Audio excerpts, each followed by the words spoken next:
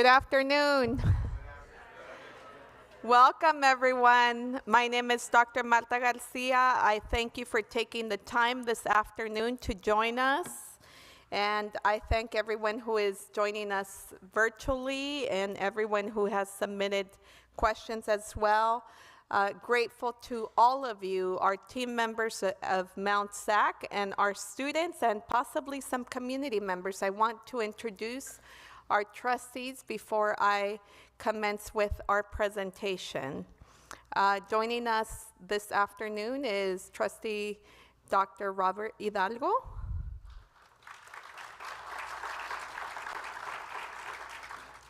And we may have Trustee Laura Santos join us later if she is not here yet.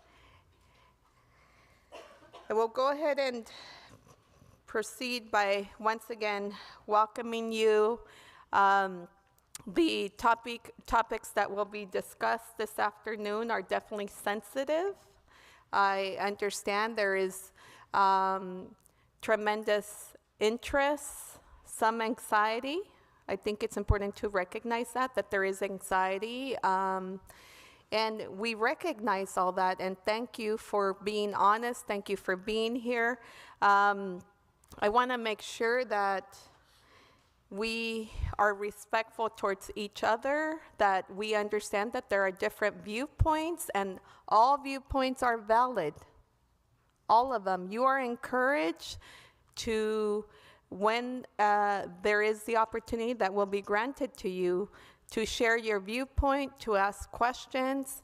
I want to make sure that you are reminded that we will prioritize those of you that are here present with us in regards to questions and expression of statements, and then we will proceed, if time permits, to answer the questions that were submitted prior to today. We received 66 questions.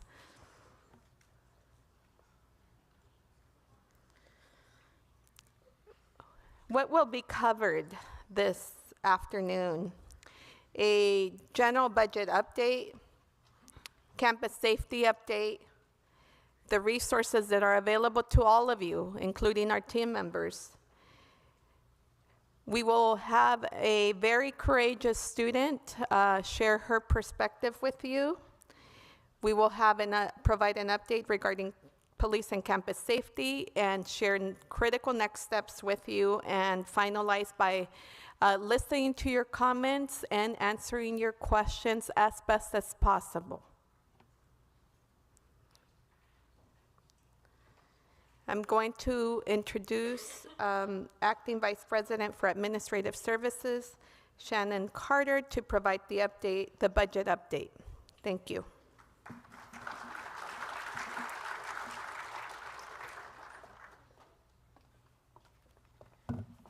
Hello and good afternoon, everyone. The recent budget release in January was definitely welcoming. It showed us that we had a balanced budget, but we're definitely moving with a little bit of caution. As you are aware, there has been some recent stock market shifts, in addition to some executive orders that will possibly impact our fiscal outlook for the state. So we're carefully monitoring not only our COLA, which is our cost of living adjustment, which is currently at 2.43%, but in addition to that, how that will affect us. But I must assure you, Mount SAC will remain prudent, and we will be focused on academic and also student success.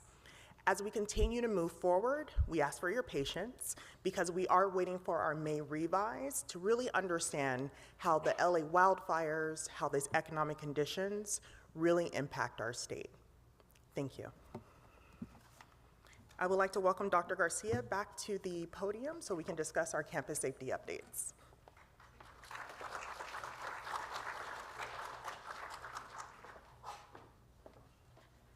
Thank you, Shannon. And now I'll provide general campus safety updates as I have been doing that in the past. And I'll start with providing an update regarding the security camera projects. They're listed here. Specifically, I want to highlight Building 26.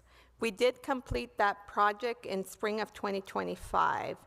I won't review or I won't state everything that you see on the slide. I'll provide a brief highlight. In regards to campus lighting, we did commit to evaluating and continue to analyze campus lighting throughout campus.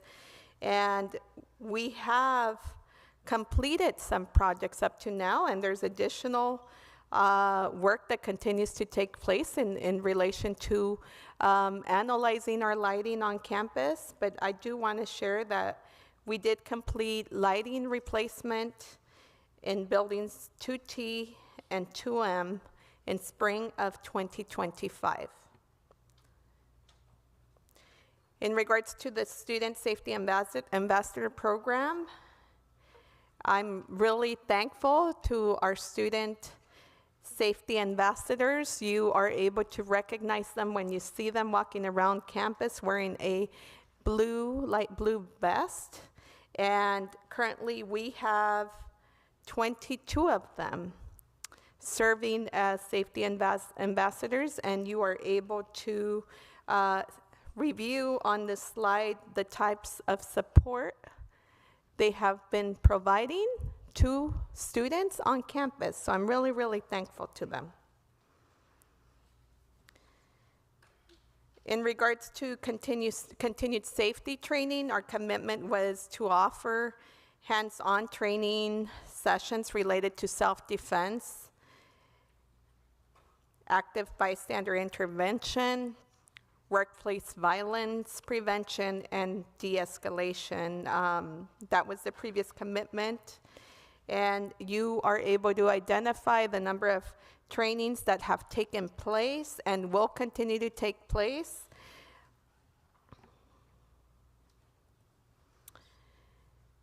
In regards to student trainings, it was important that we also share with all of you the types of student trainings that are taking place and the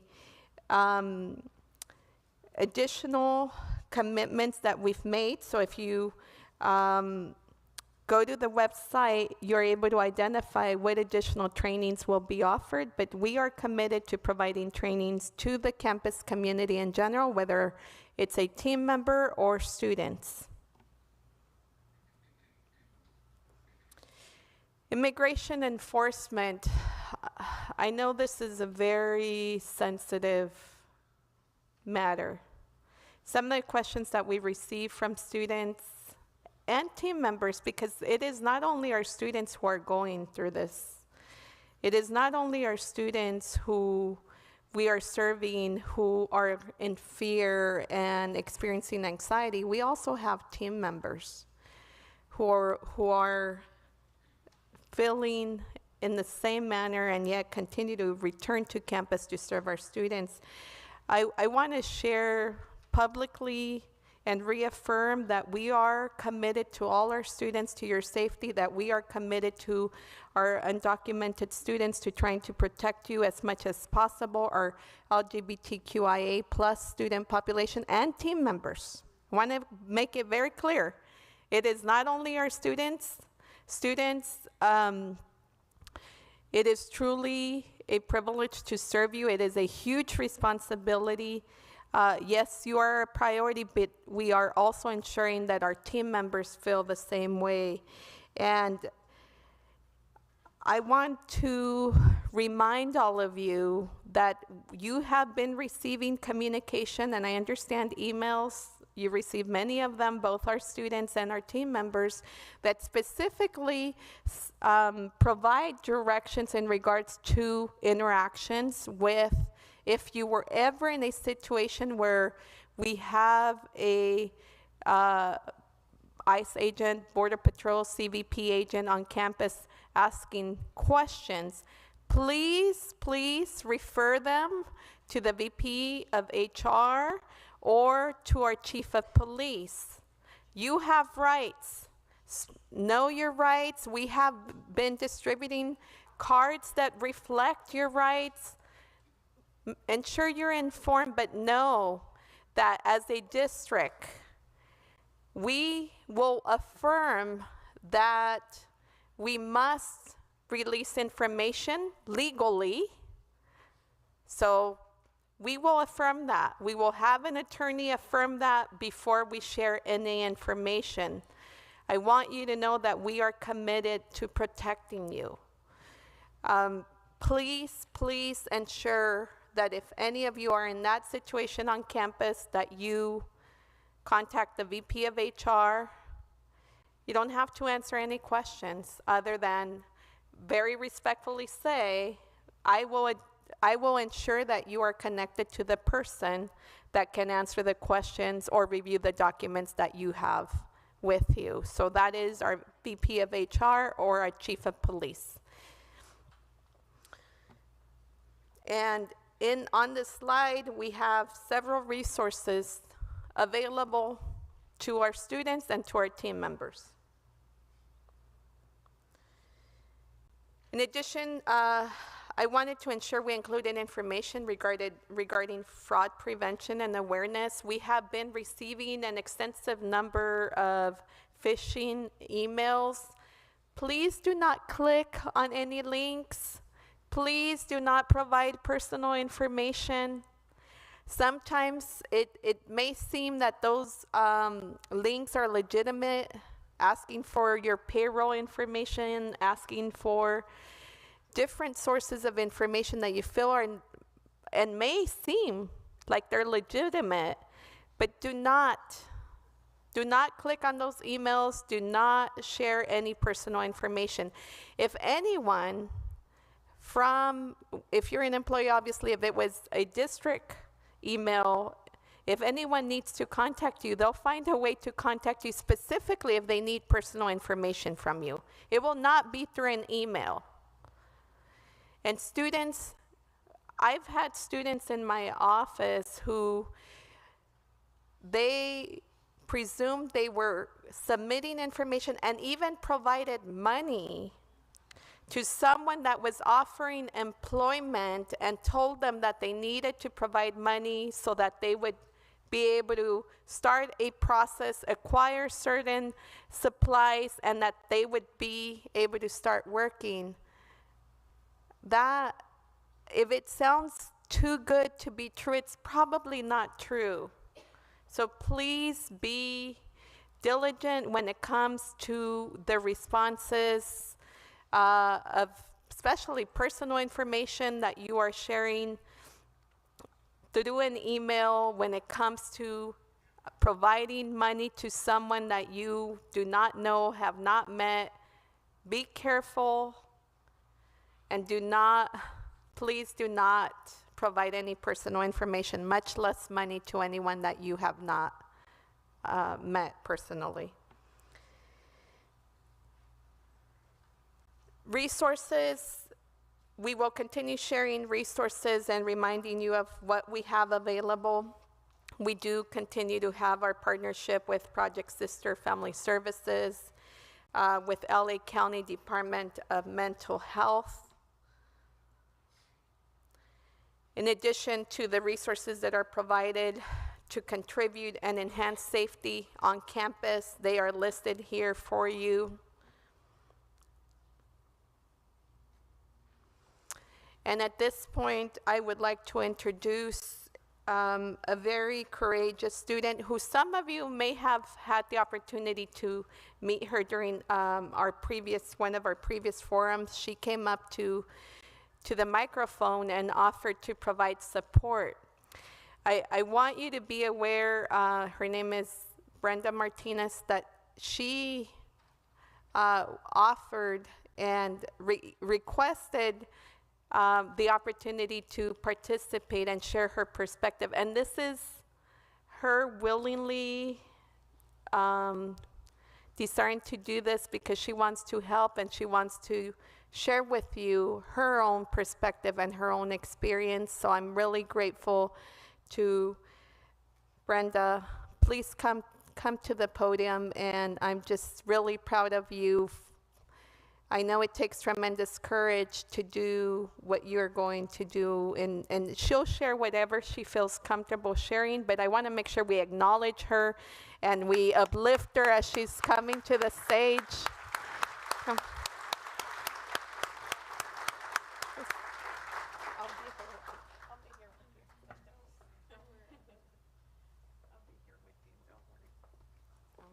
I just talked to. Hi. I'm sorry, I'm a little nervous. I'm not good at public speaking. So, I am Brenda, and I'm one of the survivors victim of an assault that happened on campus. Sorry, I'm a little nervous. I can say that it was hard and difficult to have to, deal with something like that. I never thought it could actually happen to me at school.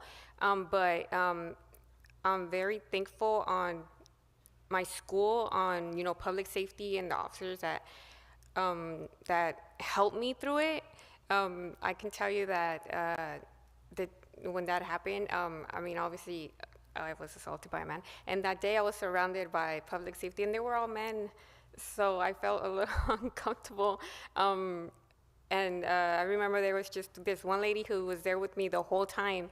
And I'm very thankful for that she actually stood there, with me. And I didn't know how to, proceed on how to be comfortable coming to campus or just to even go to class, just thinking about the trauma. And that same week, I actually got a visit from, somebody from the public safety, and they assured me that I told them it's impossible, I can't get help with this because it's traumatizing. And I remember them saying, well, let's just try to find a solution for you to get by this. So I was provided with and I wasn't aware of all the resources that this school has, and they have plenty of resources. They helped me with my mental health. They helped me with me being in class. They even helped me with me being taken to class, if you say that. They actually, I kind of feel embarrassed to have, a public safety in their uniform, walk me to class. They also try to make me feel comfortable where they don't have to be in their uniform, I can say. So that actually made me feel more comfortable. And having to talk about it is difficult for me, but I think that a lot of faculty and students here don't realize of how much support we have in this school. And also, joining a club, the Caduceus Club, which my Caduceus members are here, has helped me through this, as our president has helped me through this, to try to be okay, which I think I'm okay, but I just want to say I don't blame my school for what happened to me. I'm actually very thankful that I got so much support from my school, and they did provide me with resources that I think that it would help anybody in any situation, and don't not be afraid like I was to speak out about it or ask for help. So I'm sorry, I'm still nervous. Oh, am I still talking? I'm probably having a, I think I'm over it, or, it's still hard, but, thanks to my Caduceus Club president and, public safety and the police, I didn't know we actually had police on campus, were very helpful for me, and thank you for everything, and thank you for listening to me. And if you guys have, I'm still talking, aren't I? And if you guys have any questions for me, I'm sure I can answer any of your questions. If not, I can stop talking.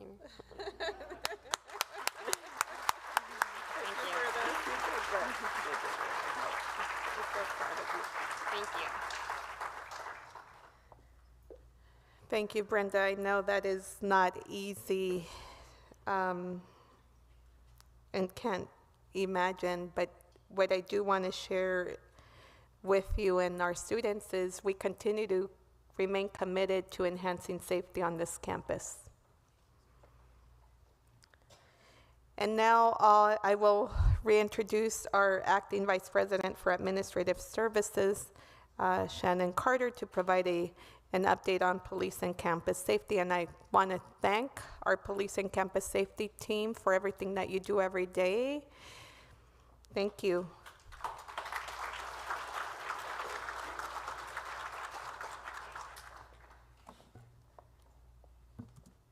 Again, thank you to our students who provide those testimonials.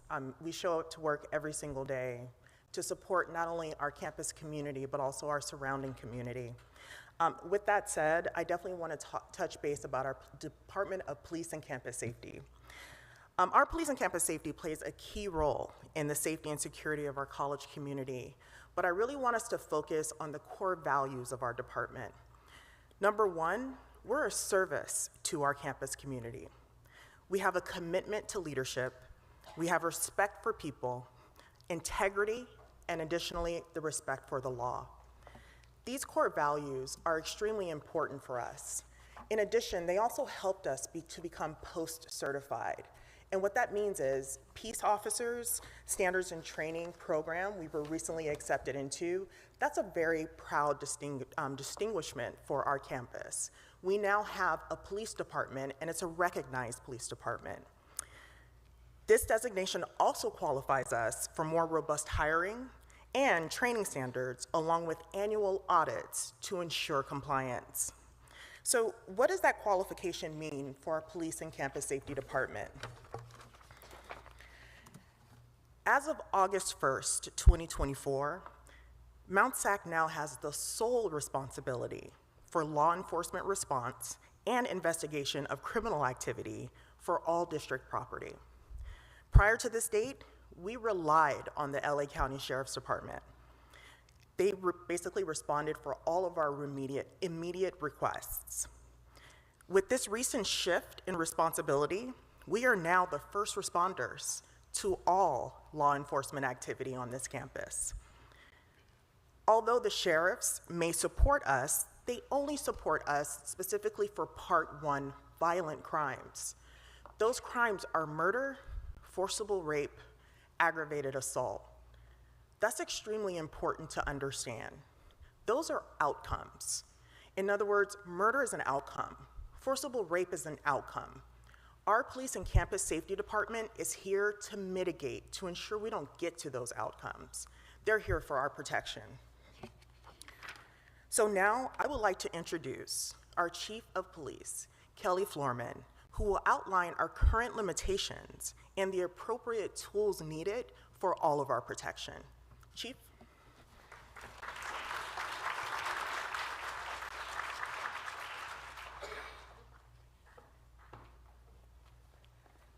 Hi, everybody.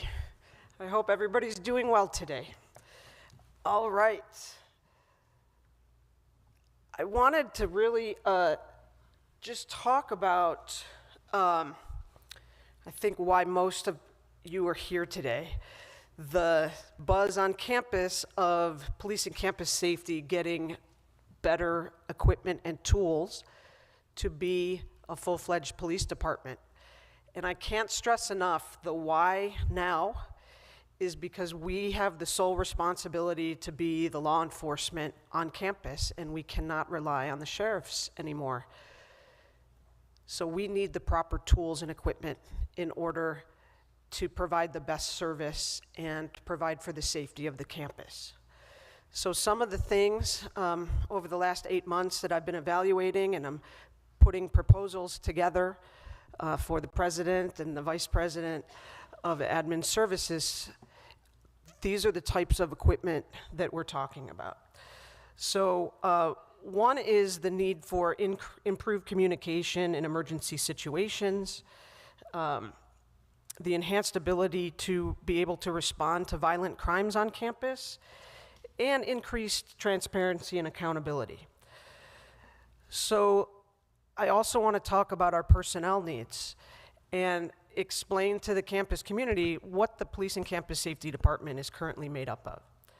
So we currently have 5 community services officers who are in dark gray polos on campus. And their main responsibilities are parking enforcement and making sure the flow of traffic goes well. They can help get ambulances and fire department personnel to where they need to be on campus. And they're an extra set of eyes to report areas of concern to our public safety officers or the sworn police officers at the department. We currently have 11 public safety officers who are in blue polo shirts, and they're here for safety and security, but their role is limited into what they can do. So most of the time, their role is to observe and report activity. They have limited authority to make arrests, so they can't really make the arrests on campus. They cannot detain suspicious people. So if you call in somebody that's acting suspiciously and now is wandering away off of campus, they don't have the ability to detain the person to investigate if they're involved in criminal activity. And we currently have 6 sworn police officers. It's me, we have a part-time deputy chief, and we have 4 sergeants. And it's the sworn officers that have the full authority to handle crimes and violence on campus. So we can detain suspicious people to investigate if they're involved in criminal activity. We can make arrests if that's necessary. We have the training and authority to stop violent behavior. And so what I have been asking for is, again, the proper tools for those sworn officers to be able to fully provide the safety that this campus needs and deserves. So some of the things, let's get back to the types of equipment and things that I'm making proposals for. So the department needs an improved records management system, and it's about accountability and better data collection so we can direct our resources where they should go and provide better transparency to the campus community. I know it's been a big topic for a long time. How many foot patrols are you doing? And I am limited in how I can gather that information and would like a better records management system, so I could give you very quick numbers as one example. Upgraded radio system. We currently don't have a way to communicate with other law enforcement agencies on our radio, and that's a big problem.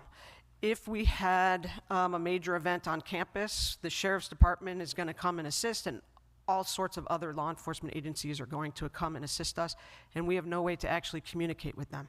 So they're communicating with one another, and we're almost left out of the equation.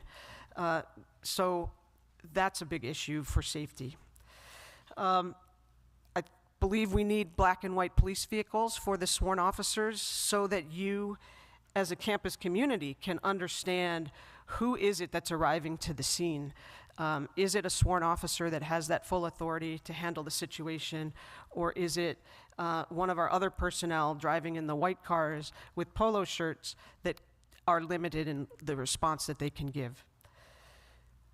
For the sworn police officers, I'm also requesting body-worn cameras as a way for transparency for the campus community. Studies show it leads to fewer uses of force, just better officer behavior, better public behavior. When everybody knows that they're being filmed, it makes, again, for the campus community safer. And if there's issues and complaints, we could actually roll the tape and really be able to respond productively to the complaints instead of, well, he said this, she said that, and we don't actually know what the truth in order to address the complaints.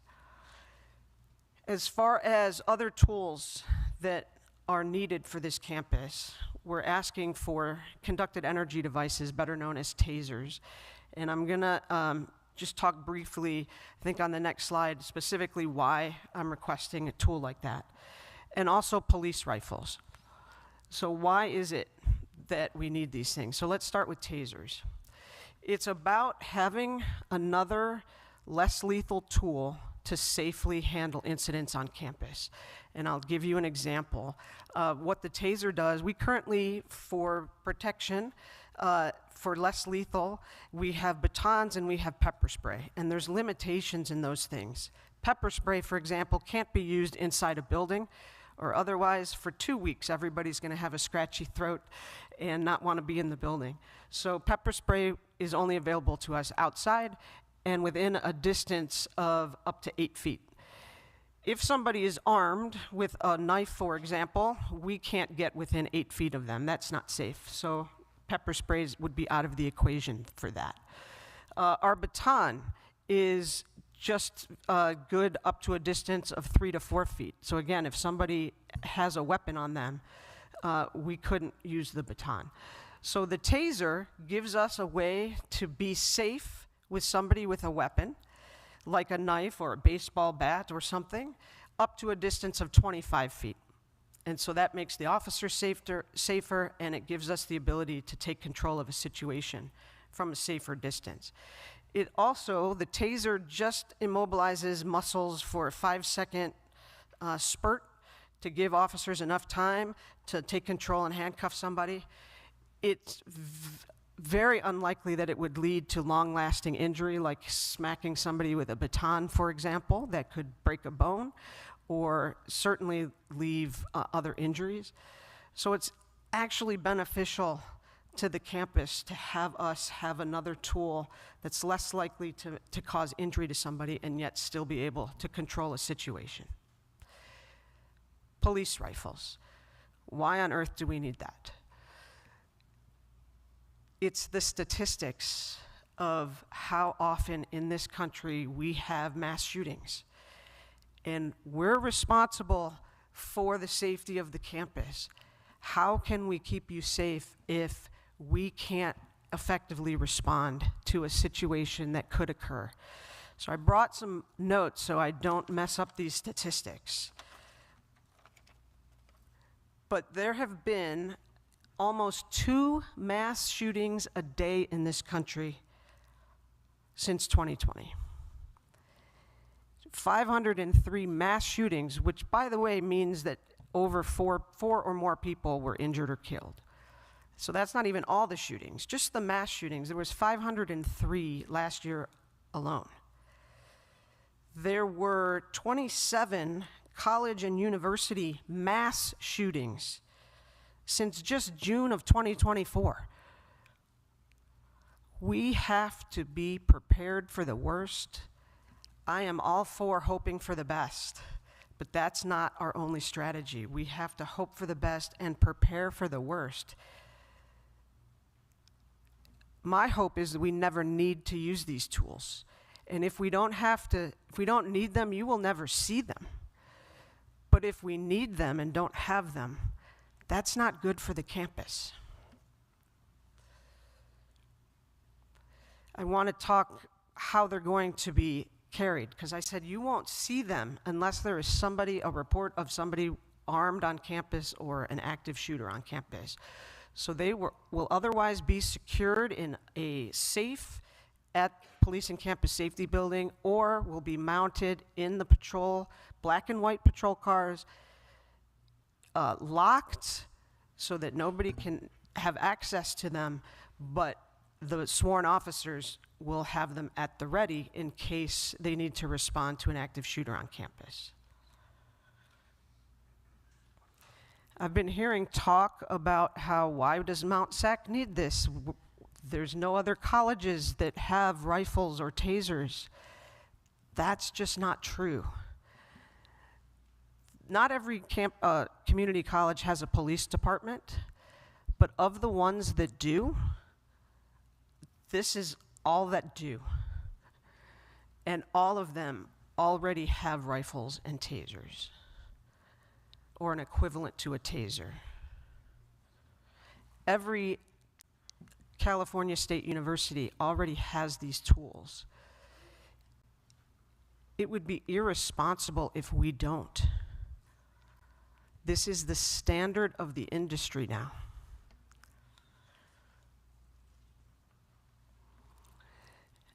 And I just want to add one more statistic for you all on why this is important for us, because I'm also hearing rumblings, well, let's just wait for the sheriffs to come. Seconds matter in these events. And I want to give you some other statistics about response times. The 2023 stabbing that we have, when the sheriffs were solely responsible for law enforcement activity on campus, it took them 8 minutes to arrive. Since we became solely responsible, luckily we have not had very many violent crimes.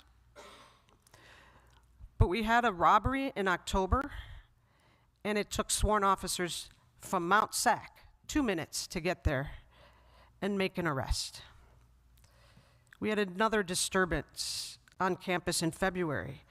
It took sworn officers 2 minutes to get there. I ran the data that I'm able to run on our current system. And for every suspicious person and disturbance call that we've had since August 1st, so just 2 weeks after I got here, our sworn officers responding have averaged a response time of 4 minutes. Again, the sheriffs are going to be much longer than that. And that 4 minutes, by the way, is not us going lights and siren. So we will definitely get to these scenes faster than other neighboring departments. So my question, as you all think through, is if we have an active shooter, and a lot of departments are thinking not just if, but when, what is it that you want the Police and Campus Safety Department to do? Do you want us to wait with you for the sheriffs? Or do you want us to be able to go and effectively respond and save lives? That's my spiel. I'm going to bring back up the acting vice president.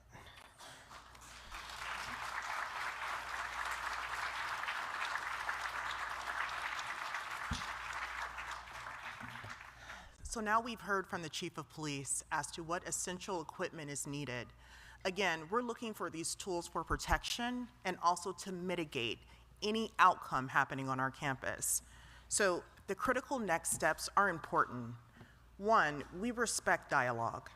We will be having another forum on May 6th, so we welcome most of our students to participate. But right at the end of this forum, we will have a survey where we want you to state your position on sworn officers on this campus. This is extremely important for us and how we move forward. Additionally, there are board policies and administrative procedures that we need to update. We will be using our participatory governance to ensure that we're reviewing our BPs and APs to ensure that how we move forward aligns with what the intentions are for Mount SAC. Additionally, a board agenda item will be presented as a discussion item, and we will determine how we're going to move forward or whether we would move forward, and then there will be an action item. I want to remind everyone, we will not move forward without the support of our Board of Trustees. We will not implement nor purchase a rifle without the support of our Board of Trustees. Next, we're going to move into questions, comments, and concerns, and our president, Dr. Martha Garcia, is going to moderate those questions. Here is also our QR code. Feel free to start taking that survey at any time. It will be open for the next 2 weeks. Thank you.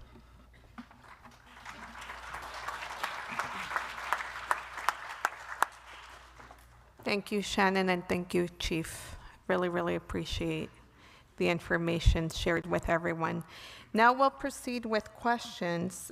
Before we do that, a reminder, if you see something, say something. You have different opportunities to do that. We'll start by lining up those of you that are interested in asking a question or making a comment. Students to my right, and then our campus team members to my left, please. If you could line up, and we are prioritizing the questions and comments that will be conducted face to face. And then if time permits, we will proceed to the questions that were submitted prior to today. So thank you. Please line up. And if you could state your name and then ask us your question or make your comment or both. Yes? To the right. My right? It could be any question. So I want to remind all of you that your questions are general questions, whether it's related to the presentation or general questions about the college or general questions about me, because we did receive questions about me as well. So feel free to ask any questions. If we could answer them, we will. And if we can't, I'll be honest about the fact that we can't. I do want to say, and just remind you, I did receive some complaints about team members on campus, and we're not addressing complaints about people in this forum. I just want to make sure that we understand that there are different mechanisms to submit complaints, and this is not one of those mechanisms. So let's start with our students. Please proceed. Hi, my name is Ren, and I have a question for the sheriff. I was curious to know as if to how long it takes exactly for the officers to grab the rifle in order to respond to a situation in comparison to how long it takes officers from LAPD to get there.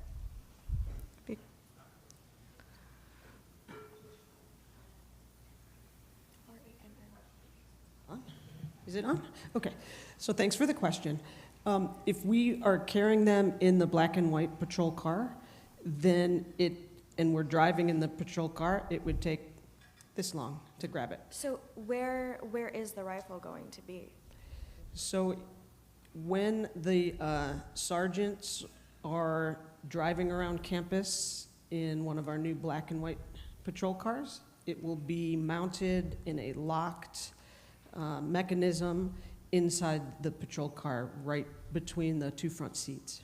Okay, got it. And then a second question I did have as well was, you brought up a lot of schools that have enforced this, and I was wondering if you've consulted in them and asked them for what reasons they choose to have that, so that we can compare our reasons to theirs. They have the rifles for the exact same reason that we need the rifles, in order to respond to an active assailant on campus with the proper tools that could stop the violence. Just with our current handgun, we cannot go up against somebody with a rifle. And in the last 10 years, mass shootings, the assailants have used a rifle in over half of them. And then lastly, thank you so much for taking the time to answer all these. I did want to know if there are any examples as of to events that have happened on our campus that you thought if there were a rifle, it could have been prevented. Luckily, we have not had any events on campus. The rifles are not about prevention, they're about responding if it happens. So we have to think of it in the mindset, if it happens, what tools do we need to effectively respond? And you asked about how long it would take for the sheriff's department to arrive, and again, they're patrolling all of the city of Walnut.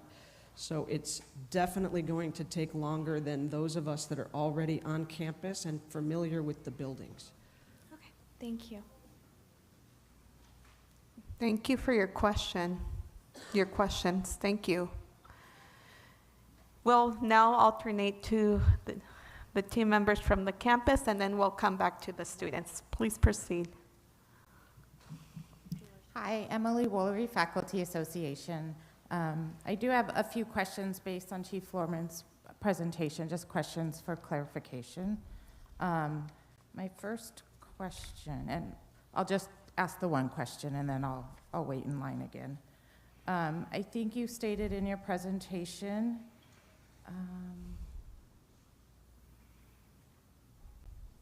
You mentioned 27, I believe 27 mass shootings at colleges and universities since June 2024. Do those colleges and universities have these types of weapons? Do you know? I need to research that. My guess is going to be yes, but I can't give a definitive answer because this is around the country. Okay, I wanted to know if these universities had these weapons, and also, did they use these weapons in responding to the incidents on their campus?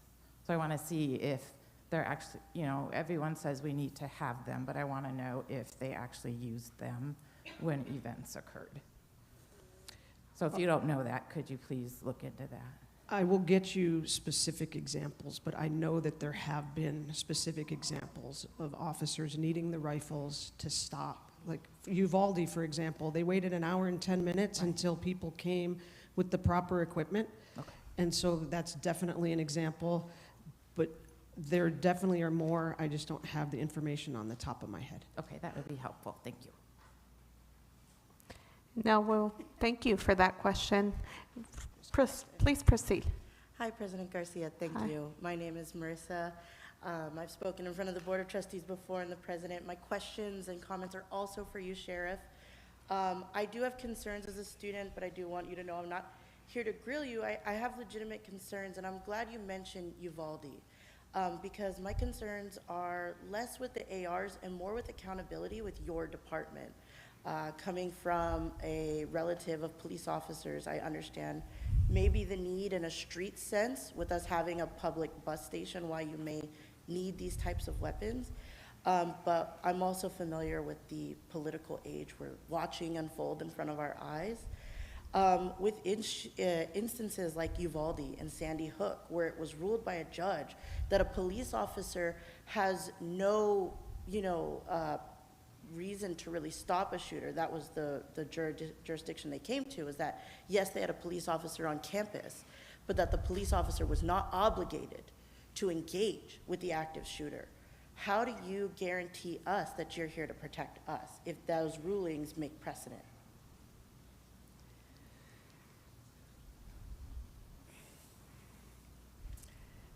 We took this job because we're passionate about campus safety. I don't know what else to say beyond that to guarantee. I know the sworn officers that work at the department that would be responding, and I know that it's in them to respond. It's in me to respond. One of our officers that currently works for us is a State Medal of Valor winner for his response at the San Bernardino terrorist attacks. We have a good group of officers, and how we guarantee it is with robust hiring standards, getting campus input on the hiring committees, that we're choosing the right people that want to be here for the right reasons. I understand that, and thank you for answering that question.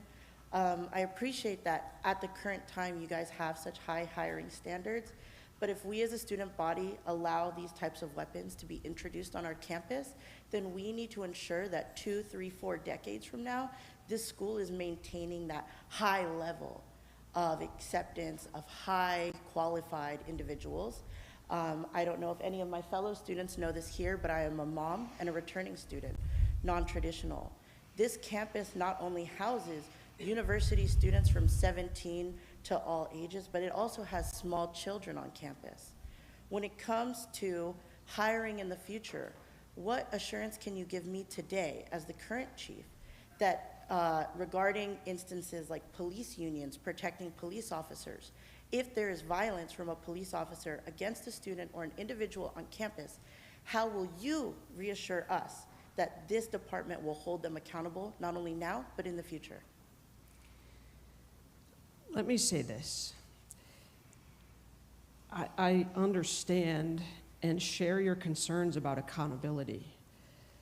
I would say that having the sworn officers here on campus be the first responders will guarantee that accountability, because we are accountable to the president of the college, to the board of trustees, to the entire campus community that can file complaints, versus not having us be the first responders and relying on the sheriff's department or every other surrounding city that has zero accountability once they get here. So this is the way to make sure that it's those of us that work here. We are part of the Mount SAC family. We are employees here. We care just as much about this campus as all of you do. We are not outsiders, and it's going to be up to future presidents and boards of trustees and chiefs of police to maintain the standards that we're setting in place today. And being post-certified will help guarantee, because Post is now accrediting us every year. So there's going to be plenty of standards in place to address the concerns that you're raising. And I thank you for bringing up the concerns. Thank you. Thank you for your questions. And now we'll proceed. Hello, Carlos Duarte, 262. We all here have watched this presentation, and there's a lot of talk about the sworn officers, those response times from the sworn officers. What we didn't talk about is the non-sworn officers who are usually there before the sworn officers. What about them? What kind of tools are they going to get? What kind of training are they going to get? We haven't heard anything in this form about what the non-sworn classified people versus the sworn police officers who are managers and what they're getting. So just a comment, I would like to hear what they're going to do for the non-sworn individuals who 9 times out of 10 are the first ones on scene to any call. Thank you. Thank you for that question. And I'm going to give a shout out, because you're right. Our public safety officers are on the scene within 3 minutes on average. And it's because there's more of them out patrolling with less duties, you know, in the office like the sworn officers have. And so there's a little bit difficulty of me to answer the question, because as you know, we are in negotiations for what the duties are going to be for the public safety officers. And so until we know the duties, we can't really discuss what tools that they need. But again, they are, no matter what, still limited. They will not have handguns, they will not have rifles, they will not have tasers. So the tools that they currently have are for self-defense. They have baton and pepper spray. They are not going to be the first responders to violent active shooter events. That's the sworn. And I cannot speak to how many more people in the department we need. That's ultimately not going to be my decision. I can advocate for we need more of everything. Go ahead, please proceed. My question is again for you, Sheriff. My name is Tamiz. First, I would like to address some of the wording used in your presentation.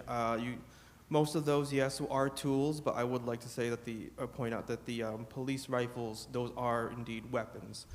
And I'm very much uncomfortable with the idea of weapons being used on a campus around me, especially throughout my life being Muslim. In an era post 9/11, I have had a lot of police harassment throughout my life.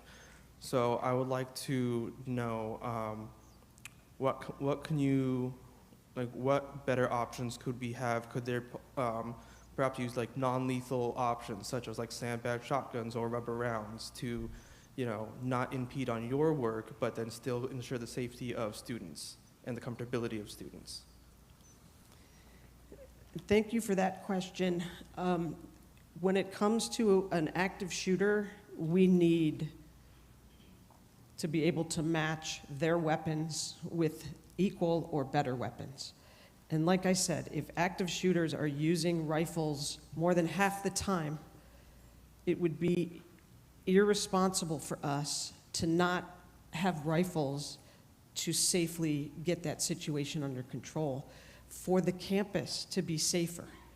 And again, we're not stopping rifles from campus if we don't have them. All we're doing is waiting for the police and the sheriffs bringing their own rifles to take care of the situation. So to talk about beanbag shotguns, that can't be used in an active shooter situation. That could be used for people with knives or other non-lethal weapons. I advocate that a taser is better and more versatile than a beanbag shotgun. We don't have enough personnel to be able, we don't go into a call with a beanbag shotgun. We go to a call and we need a tool. We would have a taser on our person to respond because something happened that we weren't anticipating. We would need more personnel to say, hey, you go get the beanbag shotgun if we needed it, and we don't have enough people. We'd have to leave the scene. So I'm not advocating for beanbag shotguns, although several campuses have those in addition to tasers. I can't remember if I answered everything that was part of your question. I'd also brought up the use of rubber rounds. Is that a possibility for a less lethal option to take down an active shooter? It absolutely is not used for active shooters. So people with firearms have to be met with firearms, period.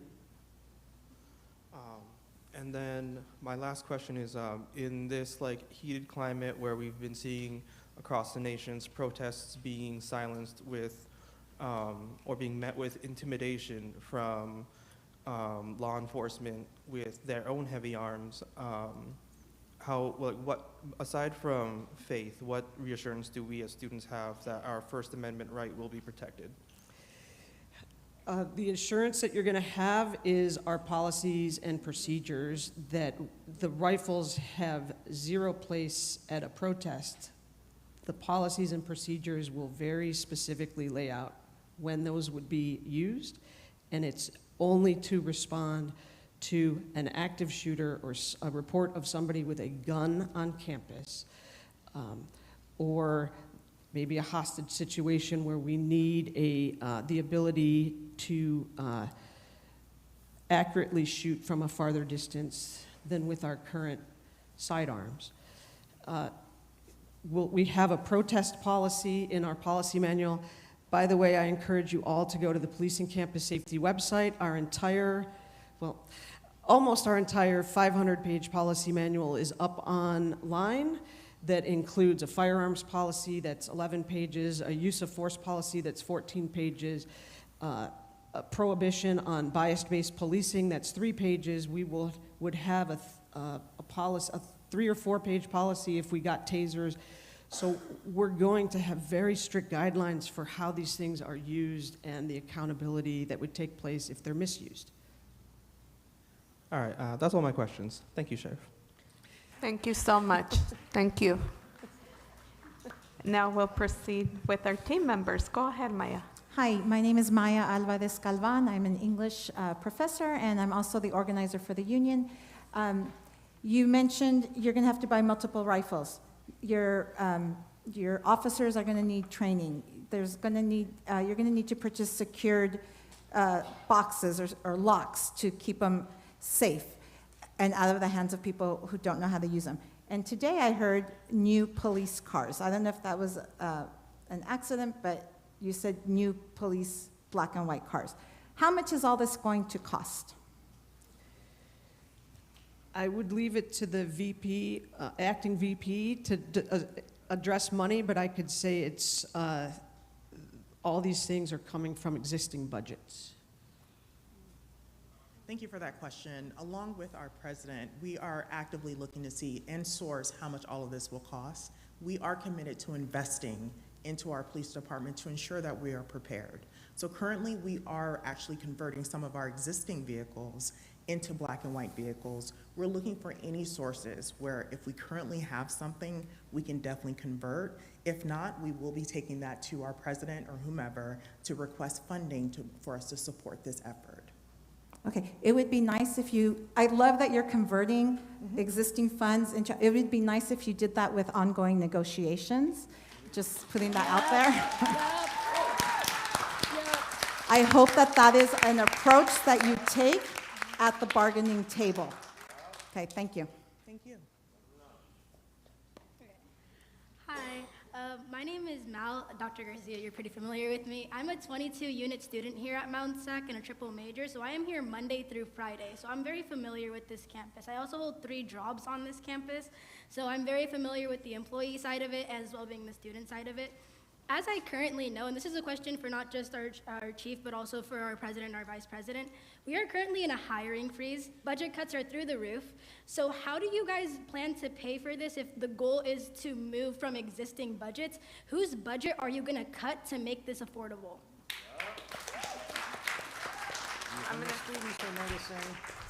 So I'm going to be very, as I usually am, honest. There is no way that I could make an investment to cover all these costs if we move forward at once. I mean, we just have to be honest about that. We would have to prioritize from the needs, what is necessary, what is most critical, and then create a plan where we would be investing accordingly. But there is no way that we could make that level of investment at once, and that's the reality. And when it comes to a hiring freeze, we are hiring, it's a hiring frost. There are positions that are being hired, but it's obviously at the evaluation of determining that they're necessary, what is the impact on our students, what is the impact on our students, on our team members. So I want to make sure that all of you are aware, even if we're hiring on a limited basis, we are still making hires that are determined to be critical to support and teach our students and support the team on campus. Would you like to add anything else? Got it. And then, sorry, one last question. Chief, this is particularly for you. I have mentioned this to you before. So in my experience as a student, I have dealt with the racially motivated policing done by campus safety. As a black student, as soon as I start crying, I'm deemed as hostile and then now surrounded by campus police. So how exactly are you going to deal with that? Are you going to implement more effective training to deal with, especially in this political climate with everything that's going on, and our students being majority students of color and low-income students who already don't like police officers and the idea of law enforcement, to know that law enforcement is acting in a racial bias 90% of the time? How are you going to deal with that? And on top of that, it has been proven time and time again that you guys do not know how to effectively deal with a psychiatric case. So what training are you going to implement upon your sworn officers when, again, our students are in desperate need of people who know how to handle a psychiatric case, not somebody who just has a gun? With all due respect, sorry.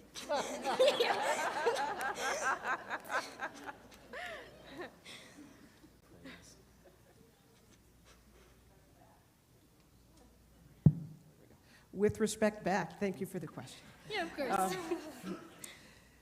So we're actively making sure that our entire police and campus safety team have ongoing training in these areas.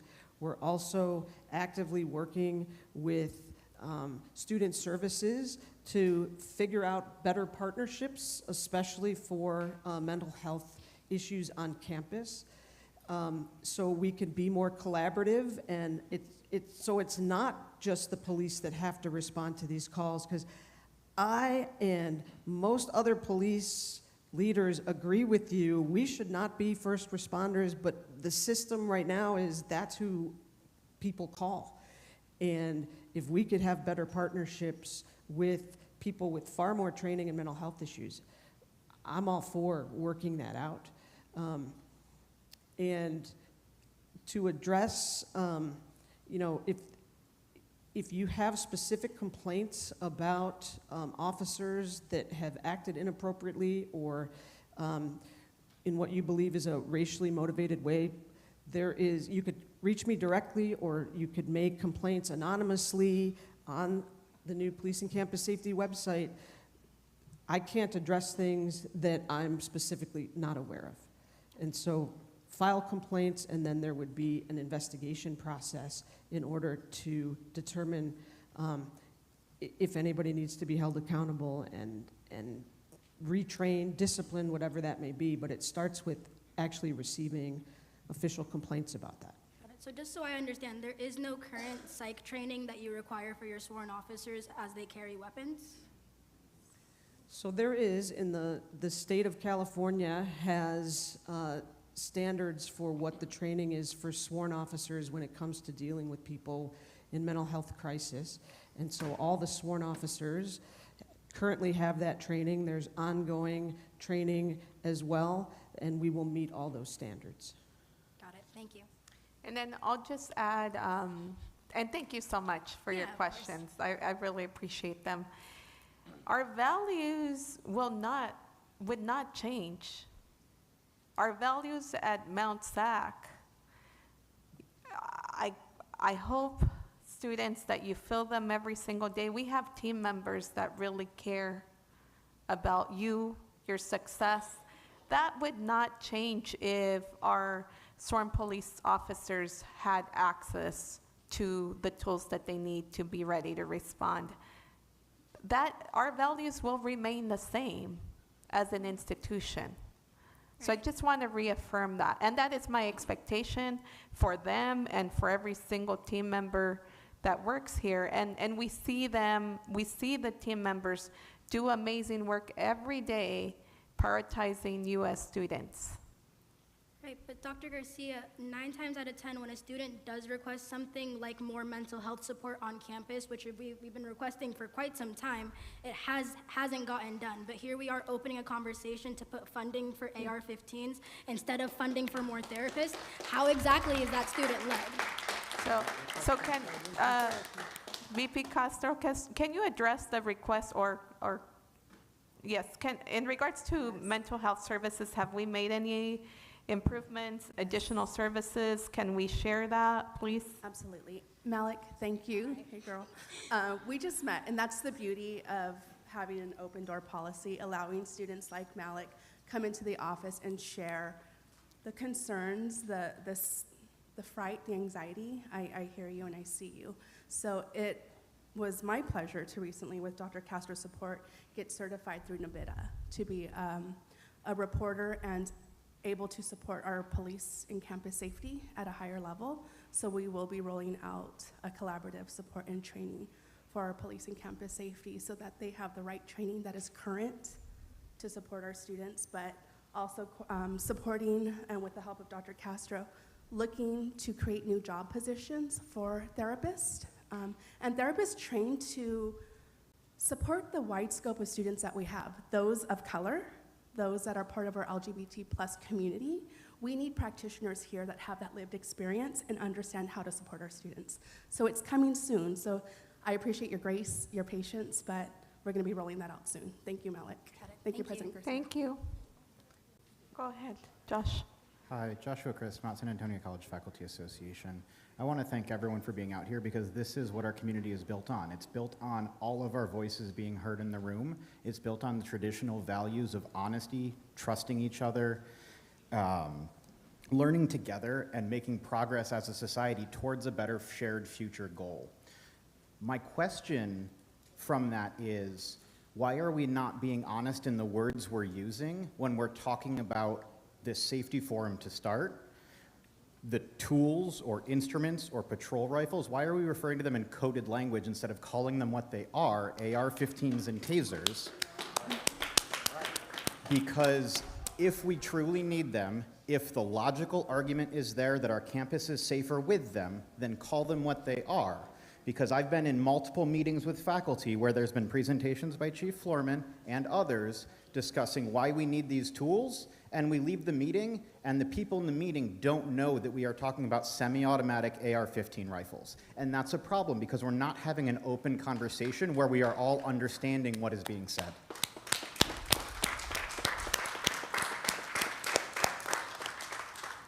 Thank you for that, and we appreciate it. We were very honest and transparent in this presentation. We wanted to identify that those are police rifles. We've heard the misnomer of assault rifles. Assault rifles are used when the bad actors have the rifle in their hand. But for us, those are police rifles. We're very specific about the tasers that we're requesting and also provided the why. So we are being transparent, but most importantly, these are tools for a sworn police officer. Mostly every police officer across the nation have these tools or are available to these tools. So thank you very much for that, Josh. We appreciate that. And in this forum, I appreciate, and we just went back to the slide, it's there. In the small community forums where Chief Floorman has been presenting, we haven't had such slides. I have our executive board minute notes from our faculty association meeting, and even our secretary was taking minutes and taking notes and recording a lot of the conversation. And she didn't know that we were talking about semi-automatic rifles. She had patrol rifle in the notes because that's all that was stated. That's what I'm asking, is if we can have this open conversation about what is the thing instead of tools, instruments, and blanket statementing, because there may or may not be some stigma with what the thing actually is. I appreciate that. Thank you, and I do as well. So I'm going to leave this slide up here. Please take pictures. I mean, this forum is being recorded. I want to make sure we all understand what is being discussed and that we're completely transparent, so that we understand what is being discussed this afternoon. And Next. Can I piggyback on Sure. that, Dr. Garcia? And we're also committed to making sure that when we do have these individual conversations, we will bring either this slide with us or we will be speaking to specifically the tools that we're speaking of. Go ahead, please. Hi, I'm a student here at Mount SAC. I'm a sociology and criminal justice major, and I'm also a gun violence survivor. I just wanted to give some background on the police rifles. The AR-15 fires bullets at such a high velocity, often in a barrage of 30 or even 100 rapid successions that can eviscerate multiple people in seconds. A single bullet will land with a shock wave intense enough to blow apart a skull and demolish a vital organ. My question is, who are you trying to eviscerate? Whose skull are you trying to blow apart? Whose vital organs are you trying to demolish? Whose best interests are you keeping in mind when making the decision to put on a high caliber weapon? Is it any of your guys' interest? Please tell me. I came here as a student of Mount SAC because I felt safe. I don't ever want to see an AR-15 here. I've worked so hard to come here and to work on my PTSD of seeing that rifle, because that is the exact rifle that was shooting where I was. And while we were ducking and hiding undercover, the police were pointing the exact rifles in our face. So tell me, how are we going to know that the police, the sworn-in officers, are going to take their job seriously and not point it at our face like as if we were the students who were shooting? I get that a shooting is a very chaotic and hectic time, but let me tell you, reactive action doesn't do anything more than preventive action. If you guys want to stop school shootings, you guys need to show the education of the signs of a school shooting. Teach that to the faculty, teach that to the students. It's free. Go to Sandy Hook Promise organization. They have free resources and information. Because I can make a promise here right now that if you allow AR-15s here, I will never come back. I can't promise that these students will do the same, but I'm telling you, as a gun violence survivor, as someone who was shot, I will never come back. Thank you for your courage. Thank you. Emily? Thank you. We're not going to address that? Oh, That's Yes, something that yes. needs to be addressed, Go- President go ahead. and Chief. That's crazy. Yeah. That person is a survivor, and Go ahead. and you're over there brushing your shoulder off? Come on now. Thank Sorry. you. We're definitely appreciative of that courage. That takes a lot, and we understand that. About addressing it, when it comes to what Mount SAC is moving forward towards, we're making sure that we're a more healing-centered institution. So we definitely want to address that. We want to make sure we have the resources on campus for that. But most importantly, we want to make sure that whatever firearms we're speaking of, that we're not carrying those. We want to make sure that we're able to support what's going to happen, or if it does happen on this campus. So yes, addressing that most definitely. But I think we heard that and we felt that, and we do understand and appreciate that courageousness there. Thank you. First, I have a comment. Since part of this session started as a budget comment, and I just want to let you know, Acting Vice President Carter and President Garcia, that faculty are waiting to hear both of you say you want to invest in faculty, because we also are critical and necessary to our student success. So as you consider budget priorities, please prioritize faculty. I don't know, I am fortunate, I don't know a lot about the weapons that are being talked about today. I did have a question about the body cameras. I'm not sure how they work, who could be wearing them, when are they turned off, when are they turned on, where do recordings live, all of that stuff. So can someone please help me understand what that means? Thank you.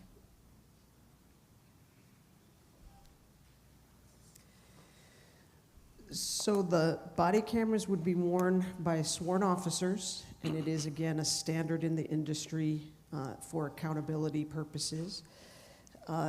The recordings would be stored in a basically a secured cloud service that only police and campus safety sworn officers would have access to, and then we could make recordings and send them to the district attorney's office if need be.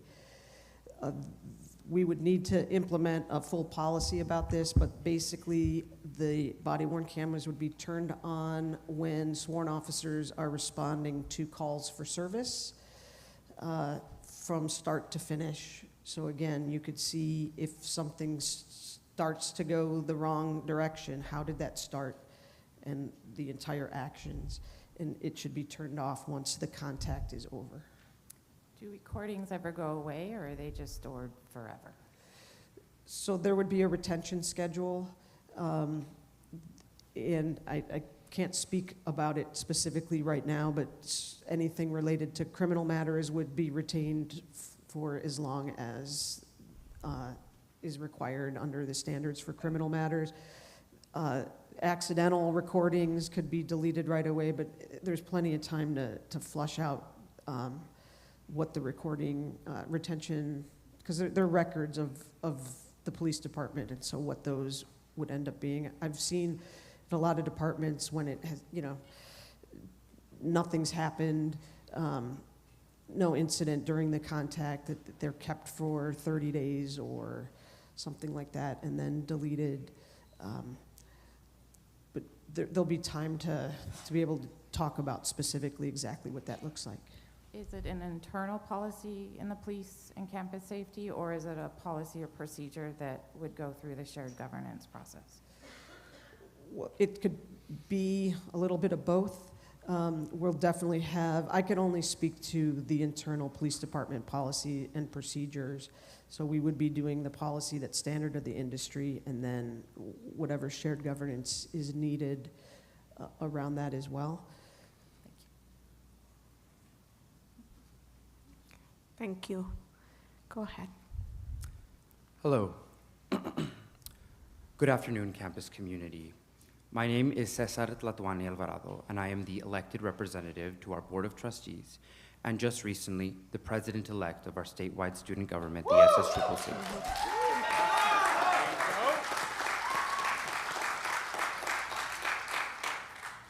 And on behalf of the 70,000 students here, and the over 2.1 million students in our system, I reject our college and our home increasing its militarization, purchasing AR-15s, and considering an increased use of force.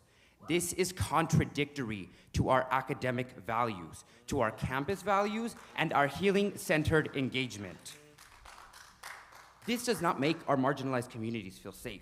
This damages our reputation, and this will increase risk of violence, will trample on our First Amendment rights, and this is an irresponsible use of institutional funds. I reject increased militarization, and I will never vote in favor of this. We need logical and effective solutions like increasing mental health support common sense gun reform like in developed nations like Switzerland, Aotearoa, New Zealand, Australia, advocate for universal background checks, and help fund gun violence research. All of these solutions and more are preventative. We do not need reactionary solutions. And this and many more have been proven to work. Mount SAC, how dare you? I am disappointed in our institution. Do better. Thank you for your comments. It is not our intention to militarize this campus. I just want to be clear about that. That is not our intention. So thank you. Military equipment. On the meeting minutes, militarized equipment. That is the title of it. On February 10th, 2025 meeting minutes on the official Mount SAC website, it says militarized equipment. Can we?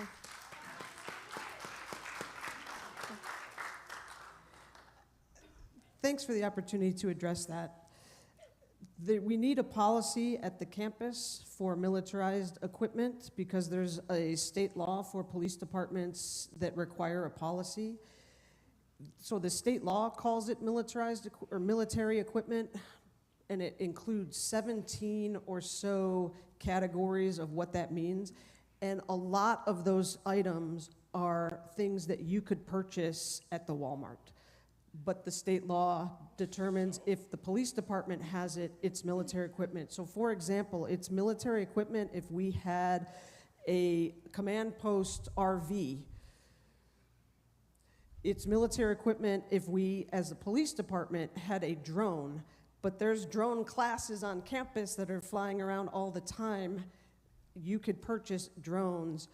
So it's a scary term because the state law calls it that, but a lot of these things, for example, the person that asked the question earlier, if we had beanbag shotguns or rubber bullets, that's considered military equipment also under the law. And so it's just terminology that we're required to have the policy. Not all the things on the list, though, are exclusive to the military. So you, the chief of police, are directly contradicting what President Garcia just said about not having. The definition's not unclear. So you just contradicted her. Is it militarization or not? So I think we need to describe what the difference is, because you're describing certain, whether it's weapons and other items that are, you obviously, under law, are utilizing the terminology, but like to me, when you militarize any location, that's different. That's the actions that are taken by people. I think we need to, and especially students, I'm gonna make sure we listen to all of you, and even if we go beyond time, listen to all of you today. But I also wanna make sure that you are reminded that you're gonna have another opportunity on May 6th, and Chief, it is our responsibility to make sure we clearly demonstrate what the difference is, because I think right now there's a different conception. And students, I value your statements. I value you being here. I value you holding us accountable. But I think we need to be clear about the difference. Anything you'd like to share? And we'll obviously make sure we're prepared for May 6th as well. We could do a better job just trying to define these terms, because you may have in your mind what militarizing the police department means, and I know What you guys wrote on the official school website. That's where I'm getting my. The acquisition of military equipment. I'm getting my information from you. What I've tried to explain, though, is because the state law calls certain things military equipment, to me, does not equate to that we're militarizing. Like I said, if we had drones, like the campus does, as a class, if the police department had that, we'd have to declare that as military equipment. So if we got drones, or if we got the rubber bullets that were suggested, would that be us militarizing? But they would be called military equipment under the law. So I don't think that we're on different sides of this. We're just arguing semantics. But thank you for clarifying that you disagree with the state law's terminology about it. Thank you. Okay, go ahead, please proceed. Hi, I had a question about, I just wanted to confirm actually the type of rifle that you're requesting. I've heard AR, but are you indeed requesting Armalites, AR-15s, or are you, or something else? And then my second question is just how many? Is it 6 for the 6 sworn officers? Is it fewer? Is it more? Thanks for that question. So we haven't even gotten to the step of selecting an actual rifle. What I've been saying is it will be an AR-15 platform, so there's different makes and models. I do want to make a correction to one of the earlier questioners saying that these AR-15s spray multiple bullets at once. That is not true. An AR-15 rifle is semi-automatic, meaning it fires one bullet with one trigger pull. Spraying multiple bullets at once is a machine gun, and we are not getting machine guns, which, by the way, in my mind is military, versus a rifle that all these police departments, and again, community college police departments have as a standard.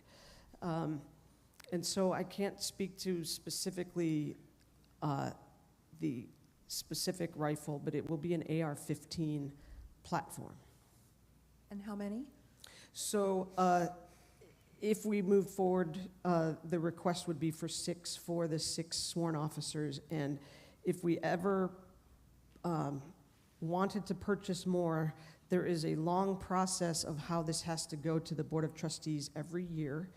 And for any additional purchase would have to be approved in advance by the Board of Trustees. Thank you. Thank you for your question. Please proceed. Hello.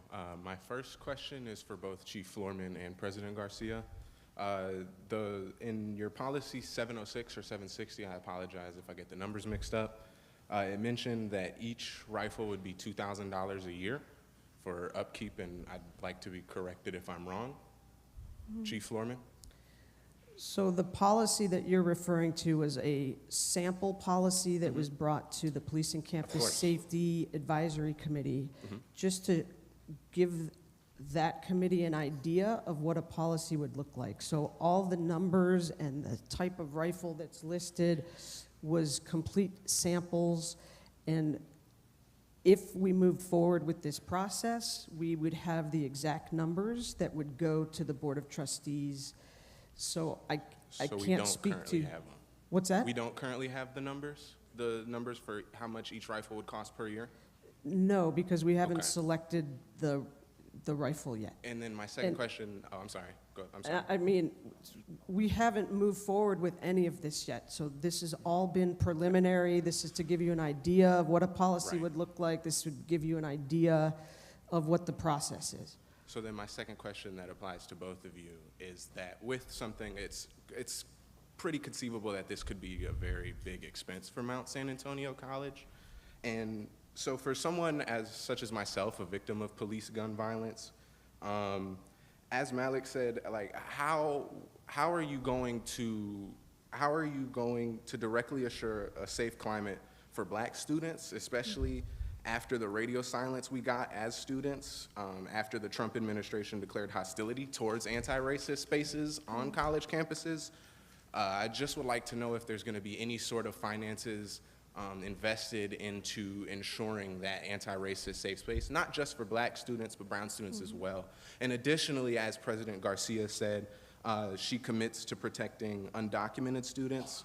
I also would like to, again, on the topic of militarization, I also would like to question you and how do you personally think that militarizing a campus such as Mount SAC, who serves so many undocumented students, is helpful to those students in such precarious times? Not a single acknowledgement has been made about this as it pertains to what we're discussing today. So I just would like to know, President Garcia, Chief Floorman, as both of you guys have a say in this, a major say in this, I would like to understand where your viewpoint is and how you're going to assure not just that we have California training, because I'm sure, as almost everyone in this room knows, there's still police violence against black folks, even with whatever training you want to call it that California designates to police bodies. Can you start with the training, specific training as it relates to the sworn officers, and then I'll answer the other question. And quickly, I think I'm really looking for culturally competent training, if there's going to be any sort of assurance on that. It seems that that hasn't been mentioned at all. And when previously mentioned about increasing mental health resources, there was a brief mention of cultural competency in their counseling, and I wonder, why are we spending so much, why are we conceivably spending so much money on militarizing our campus when that could be given to our mental health resources, to hire more therapists, to hire more culturally competent therapists, as well as culturally competent advisors? So learning domain and post standards, there is a specific learning domain that is dedicated to cultural competence. And you probably, I used to have it memorized. I don't have the number memorized, but in addition to that, Chief, if you could share that learning domain, what additional trainings, like community policing trainings, are we committing to? Because I think it's important for the entire campus community to be informed of our commitment. And our commitment is, we're here to serve you. So, and I'll elaborate, so if you could start with that. As far as the training, we are committed to meeting the state standards for culturally competent police training. And there are initial training that we all had at the police academy, and then there's requirements to do refresher training on those topics. There's other topics that are out there that we're committed to doing this type of training. I will come back to saying this, that if you believe we have an issue with this actually on this campus from our officers, please go to the website if you want to do it anonymously and make complaints so these things can be addressed. And we are committed to being a resource for the campus. To be here, it's our, the whole reason we're here is to be a resource for the safety and security of the campus, and not to be an obstacle to your student success or staff and faculty success. We're here to be of service. And I understand that the history of policing in America and the interactions that policing in America has had with served and marginalized communities. And I am committed, personally, the president of the college, board of trustees, are here committed to be a different type of policing. And I will go back to, if you don't have us, you will have other law enforcement agencies coming to the campus that we can't control what they're training, hiring standards. We can't hold them accountable at all. So if there are issues, bring them forward so we can, again, have investigations and address those things. And then from my standpoint, my commitment is to you and every student, regardless of race, ethnicity, regardless of their gender identity. Every single student deserves to feel safe on this campus. You brought up federal climate and I'll be clear, executive orders that have been placed. And many of the questions that we received prior to today were concerned in regards to those federal executive orders. We have not changed anything on this campus. And as far as our wording, as far as our commitment, we have not changed that. Until we're legally required to, I don't plan to. Our values remain the same. And you and every student here deserves to be safe, deserves to be respected, deserves to be valued, deserves to be heard. Okay, and with that, my final question is if both of you would look to me as a black person and please explain and articulate to everyone in this room why you think that increased police presence would benefit relations of campus security in marginalized communities.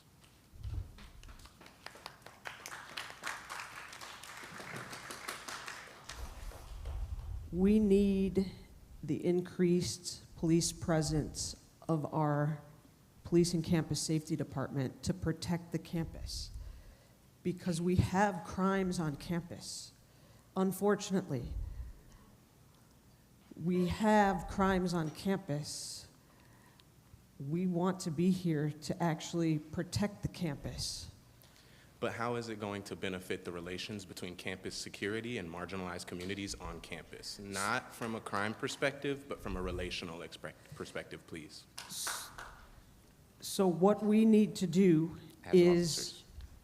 I'm sorry? As officers, As yes. officers, what the police and campus safety department needs to do is more outreach to specific marginalized groups on campus so you can see us as part of the campus community and not an us versus them, and vice versa, where we could hang out doing fun activities together so you could get to know us as, that's not a cop over there, that's Kelly over there, that's Brian, that's Raphael.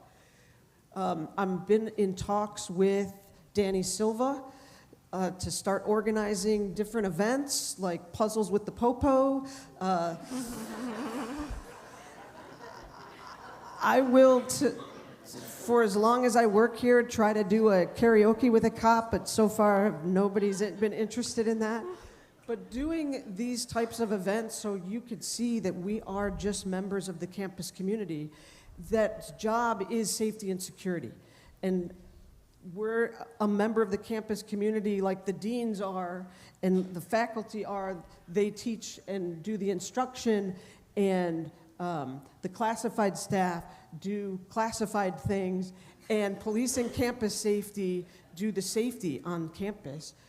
We're all in this together, and I can't stress enough that this is all about not targeting anybody, to hurt anybody, to be an obstacle for anybody. It's to keep you safe so that you can fulfill your dreams and be successful here and go on to live great lives. And in closing, I am firmly against this. This is a terrible idea. Please do not go forward with this. You are only going to continue to drive derision throughout your marginalized students and yourselves as you sit in Founders Hall and campus security. Thank you. Thank you for your comments. Go ahead, Carlos. Carlos Duarte, 262. I don't mean to sound like a broken record. Mental health, we're talking about police officers. What about the classified membership that is there, typically the ones who are responding when we get that call? And we've had this conversation many a time. What about us? And then I have a second question. Part of Measure RR or Measure R was the improvement of campus safety through cameras and other equipment on campus. My question is, of all the cameras that we have on campus, does campus safety or does the police management have unfettered access to all those cameras, and are they working? Are all of those cameras working? Because we've had issues over in the sports area where we find out the equipment's been there, but it doesn't work. So I'm asking, are they gonna get an updated list, and is that gonna be continually checked and monitored, because sometimes it gets frustrating when we have a student, hey, my car got hit. Is the camera working? I can't tell them yes or no. I refer them to the sergeant or to the chief. Thank you. I'll be the first to say that there needs to be better training for the non-sworn officers. That's one of the limitations and why I'm advocating for the need for more sworn officers, because there are state required training for sworn officers in this area, and there is no state required training for non-sworn. And so what I'm going to attempt to do is collaborate with POD in developing that type of training for employees that are non-sworn in the realm of mental health. Because there is not a class, Carlos, that I could send you to like I can send a sworn officer right now. And if there is, I'll try to figure that out, and we have a training budget. But I think the best thing would be to collaborate with the BWT team and the resources that we have on campus to deliver that training in a more cost-effective way anyway. I'm all for it. Because ultimately, my goal is to support our students and our staff, in the best way possible, and the best way that the district is training. And sometimes you have to go on the fly, and you just use a little bit of common sense, and that works. But Can you please come to the mic just so that those joining us virtually can hear you, please? my ultimate goal, and I think the members of our classified department are here to help the students in any way we can.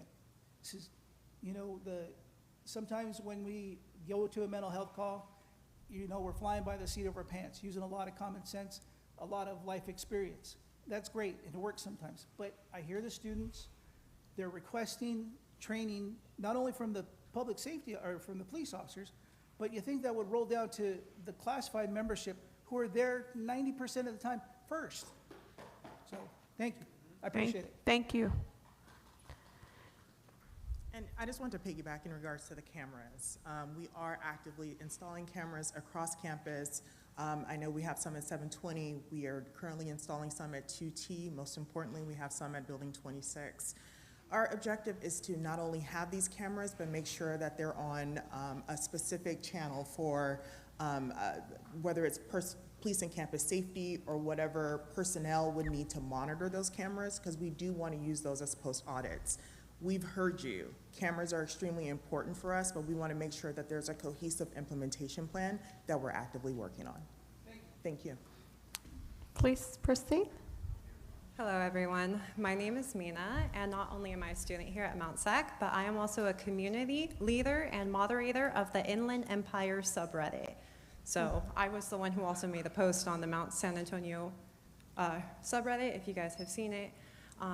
But I have noticed so many logical fallacies tonight with both of your guys' reasoning, with just the slideshows. I mean, I could spend all night addressing these. I mean, you guys, false dilemma, two wrongs, ad populum, ignorantum, straw person, slippery slope. There's just so many. You guys say that you guys are listening to us, but as students, it doesn't feel like you are. You guys keep saying, give us feedback, give us feedback. Well, we are. We're telling you that we don't want this.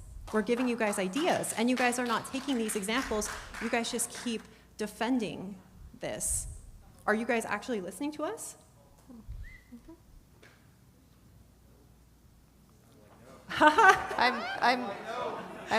We're listening. We're here listening. Didn't sound like it. Yeah, you guys were we're speechless for a cool second. Yeah, we're here listening. I was trying to understand what you were asking.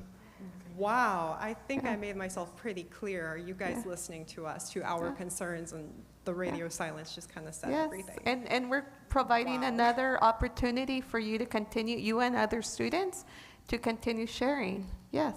But it doesn't feel like it. We need to have a discussion. There's no discussion being made. It doesn't feel like we're meeting with students, not just the ICC meetings and that kind of thing. We need to actually sit down with the students like me. I welcome an invitation. Please come and see me. I'm here right now. And in addition to today, I welcome an invitation. Let's sit down. Let's talk. So when is that going to be? Can My we assistants are there, they could schedule an appointment for you. Okay, so when can we, as a campus, have a discussion?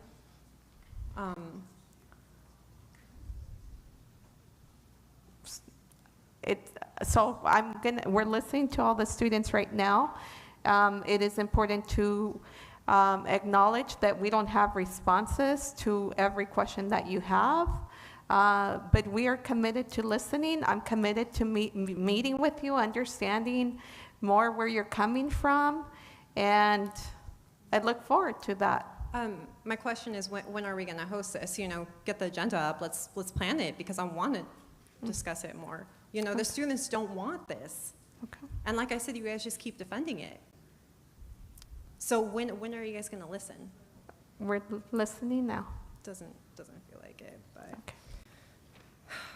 Anyway, about the logical fallacies. I mean, like I said, there are so many of them. I mean, me, myself, I didn't go through what the student earlier had gone through, but I'm a victim of a violent attack that occurred within the home. And there is, even if there was a gun present, I cannot imagine a scenario where that would have helped me. You know, earlier, Chief of Police said, we need to fight guns with guns, which is a complete miswording of the original phrase, can't fight fire with fire. You can't do that. When someone's already violent, bringing more guns into the situation just makes it worse.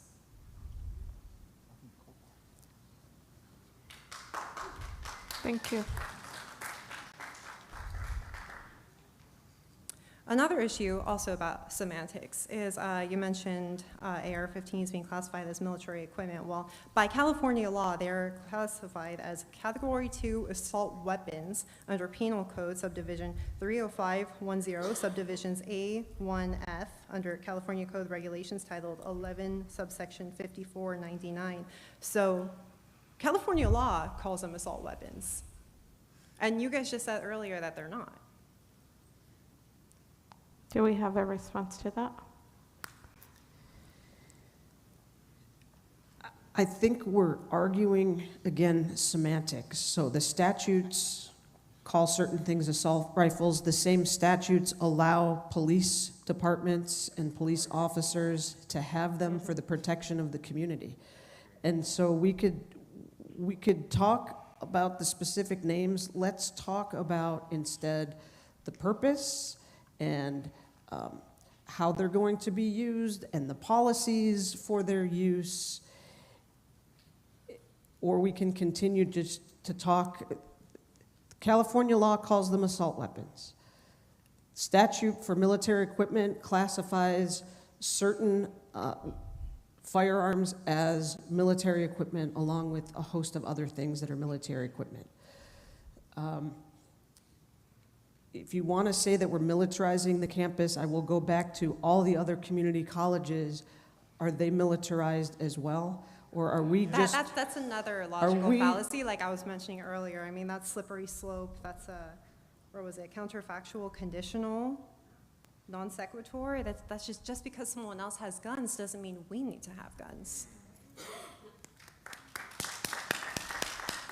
That's such a fallacy.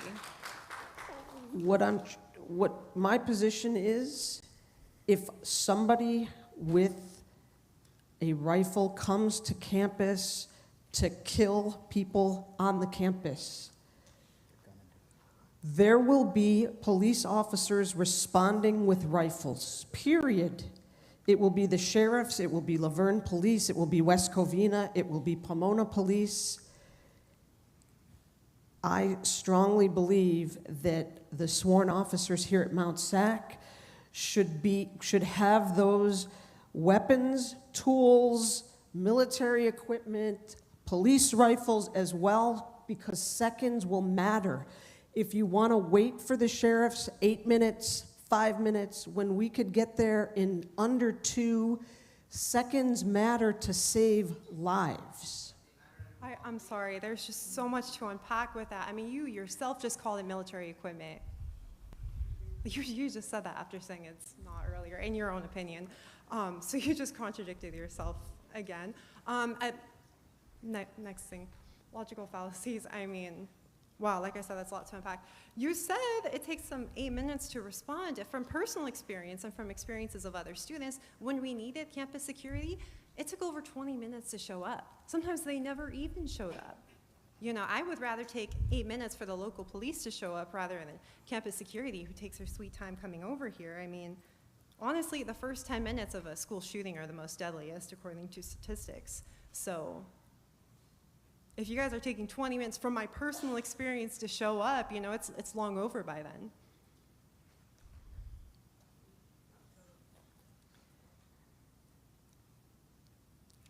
We're trying to get better, and I can't speak to a 20-minute response time I just started working here in July. I'm giving you statistics that since August 1st, when I started tracking, our response time for sworn officers is averaging 4 minutes now, and our police and campus safety response time is averaging 3 minutes. Those are huge improvements. Can we get better? I'm always willing to get better, and when we have more personnel, we could be even faster than that. I hear you, and I've heard the concerns since before I got here, and we're making steps to address the concerns and make things better. You know, I really hope those are publicly posted somewhere because I feel like there has not been a lot of transparency recently with all of this. So I would like to see all of this on the school website. I would hope you guys would send out emails or something addressing students because lately there has been radio silence on the staff side. So we're concerned. So I would hope that those statistics are publicly posted. Thank you. Are they publicly posted? Well, Clery Act requires that you report it. Is that publicly posted? So if you're talking specifically about crime statistics and crimes on campus, those are reported. We have a daily crime log. The response times and things like that are not posted anywhere. Those are in our internal databases. But I could, you know, we run a report and I can start posting certain data if it's of interest to the campus community. Yeah, it is definitely in interest to the campus community because you said that's coming from your own personal data. So for all I know, you just made that statistic up because my firsthand experience contradicts what you just said. Okay. I suggest we have a meeting. All right. Because I want to make sure I get through all the students. And I want to share with you, I have a presentation in the community that I have to be at. I want to listen to all the students. Let's schedule a meeting. Let's share the information. If you request information, as long as we're able to share it, we would gladly do that. All right, well, I'm free 2:30 p.m. every single day. Okay. Yeah, Okay. just one more thing. So you mentioned you only started here in last July, so like I really don't trust you, and a lot of students don't trust you. A lot of students, such as myself, don't trust police officers. I've been at protests. I've seen what happens when cops show up yielding rifles. It creates fear. People get scared. People get violent. They want to run away. It's terrifying. Yeah, people get shot. People get killed. I mean, there were between 1,100 and 1,300 people who died last year alone from police brutality. So people don't trust you. And I have discussed this with other students. Students have come up to me with confidentiality saying that they feel that they should bring their guns on campus now to protect themselves from any potential police brutality. So are we now opening up the policy so I can arm myself at school? Because that's not fair if you guys have guns, but I can't. Okay, thank you for your comments. Are you going to address that? I will tell you that there is a policy in place, and obviously that policy remains in effect. So you guys can have guns, but I can't. I can't protect myself from potential police brutality?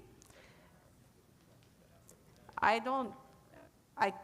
cannot guarantee 100%, but I feel pretty confident. I would say 98% that would not happen.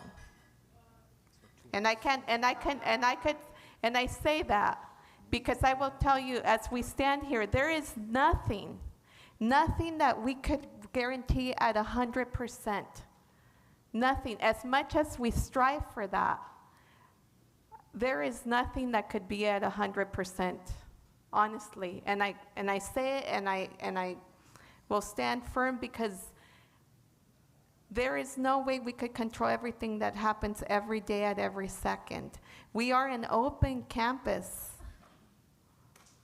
So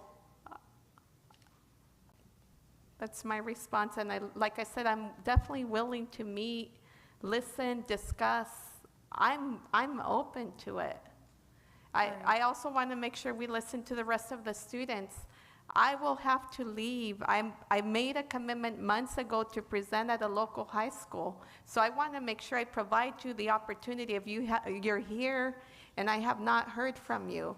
So if we could continue with Josh and then continue with the next student, and please schedule a meeting. Let's meet. The chief, the VP, acting VP, Shannon Carter, you and I. It should be more than just you and I. It should be for the entire school. Whoever wants to be there as part of the discussion should be there, and the community as well, because they are being affected. Like I said, I'm moderator of Inland Empire subreddit. Yeah. We're concerned. Yeah. Well, the forum, we have another forum scheduled for you on May 6th.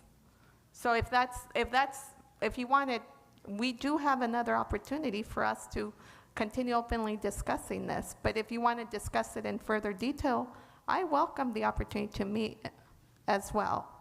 So let's continue, Josh.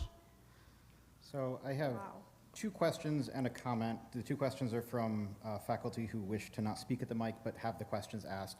The comment is in response to what you just said, being 98% confident that we wouldn't have students as victims of police brutality. 98%, the inverse of that is 2%. Two out of every 100 students could be victims of police brutality on a campus of 60,000 annually. That's disturbing that that's not 100%, that you can't guarantee the officers we're hiring will not act in police brutality against our students.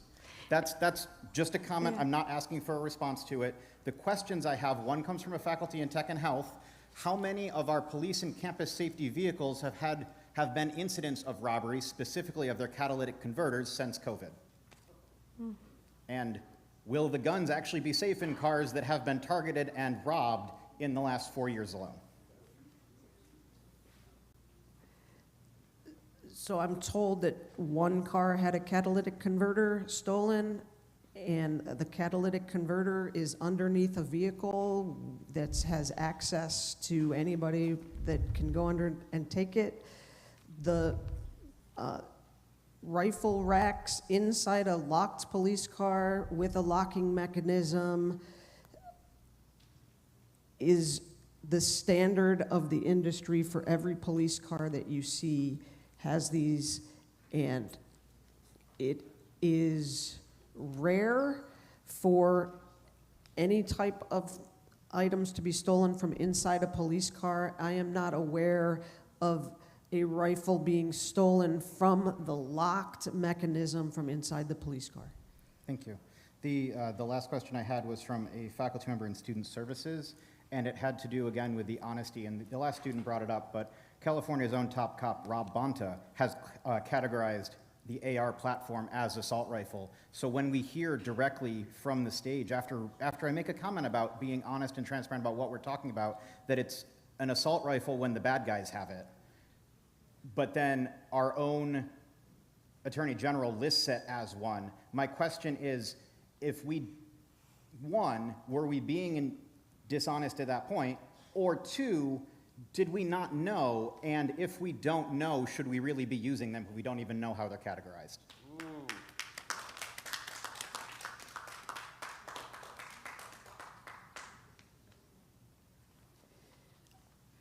I could say that I know how they're categorized, and I know how they're used, and the sworn officers have the training to know how to use them. But in presenting them to the people that would be making the purchases, that was not conveyed because what they said was in contradiction to. That's the comment. Next student. Hello, thank you to the President, Vice President, and Chief of Police for addressing our concerns today. what I would like to know is to get some clarification on the use of force policy. I feel like we haven't discussed it much in this meeting today, but the chief of police did mention it at the ICC meeting a couple of days ago.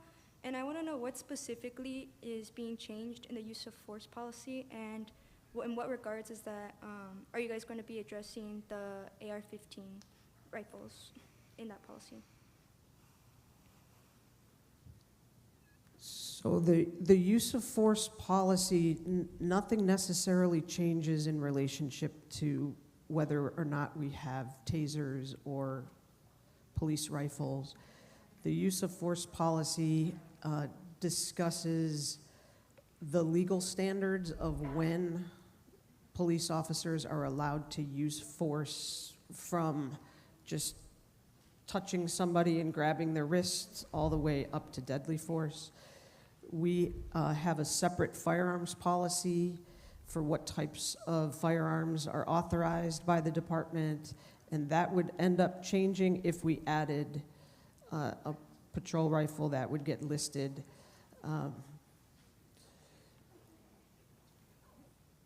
So that's my answer. There's nothing specific to the use of force policy. I heard that there was restrictions that were being removed, so is that a false claim? It's a claim that's not correct. Let me put it that way. So the claim that there's any use of force language being removed relates specifically to a discussion about, I think it's AP 3501, that has about a half a page related to whether or not the public safety officers at Police and Campus Safety are allowed to carry batons and pepper spray. There's a paragraph that's repeated in a different APBP, but in 3501, there's some language that incorrectly states the legal standards for when batons and pepper spray can be used by the non-sworn. And so that's been the only discussion about removing use of force.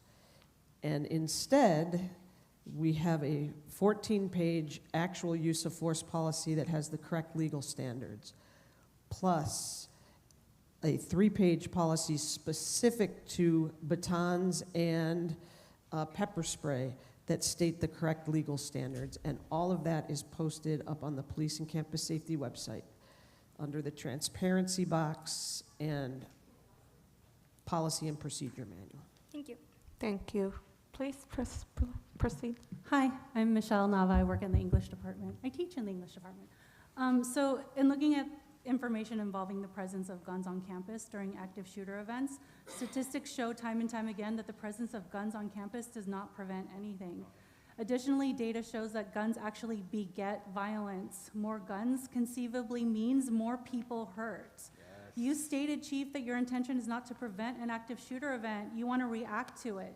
But how do you intend to ensure that your reaction wielding AR-15s won't do what it always does in the case of gun usage, which is beget more violence? An active shooter wouldn't necessarily be the only person harmed in the situation that is being described. Students, faculty, staff, and others will be at risk. Can you promise here today that your intended target will be your only target? That you won't harm one of our Mount SAC community members with the AR-15s that you want to purchase?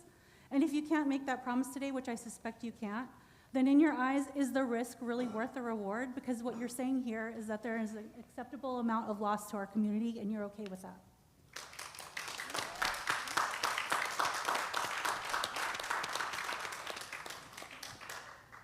I'm not okay with any loss to our community, and there's no reward in any of this discussion. There is risk, and there is risk that innocent people can be hurt by an active shooter or active assailant coming to our campus. And again, I come back to, if there is an active shooter, when they happen in this country almost twice a day, if that happens here, what is it that you want us to do? We can stand outside or be with you under the desk, hiding, waiting for the sheriffs, or we can try to stop the person trying to kill you. I vote that we should be here to try to stop the shooter. There was a question earlier, who is it we're trying to annihilate? We're not trying to annihilate anybody. There's somebody in over 50% of these mass shootings that are trying to annihilate innocent people.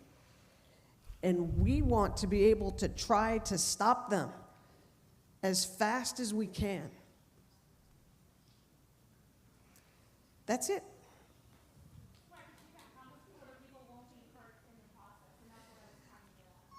I can't promise if we do nothing that multiple people won't be killed waiting for the sheriffs.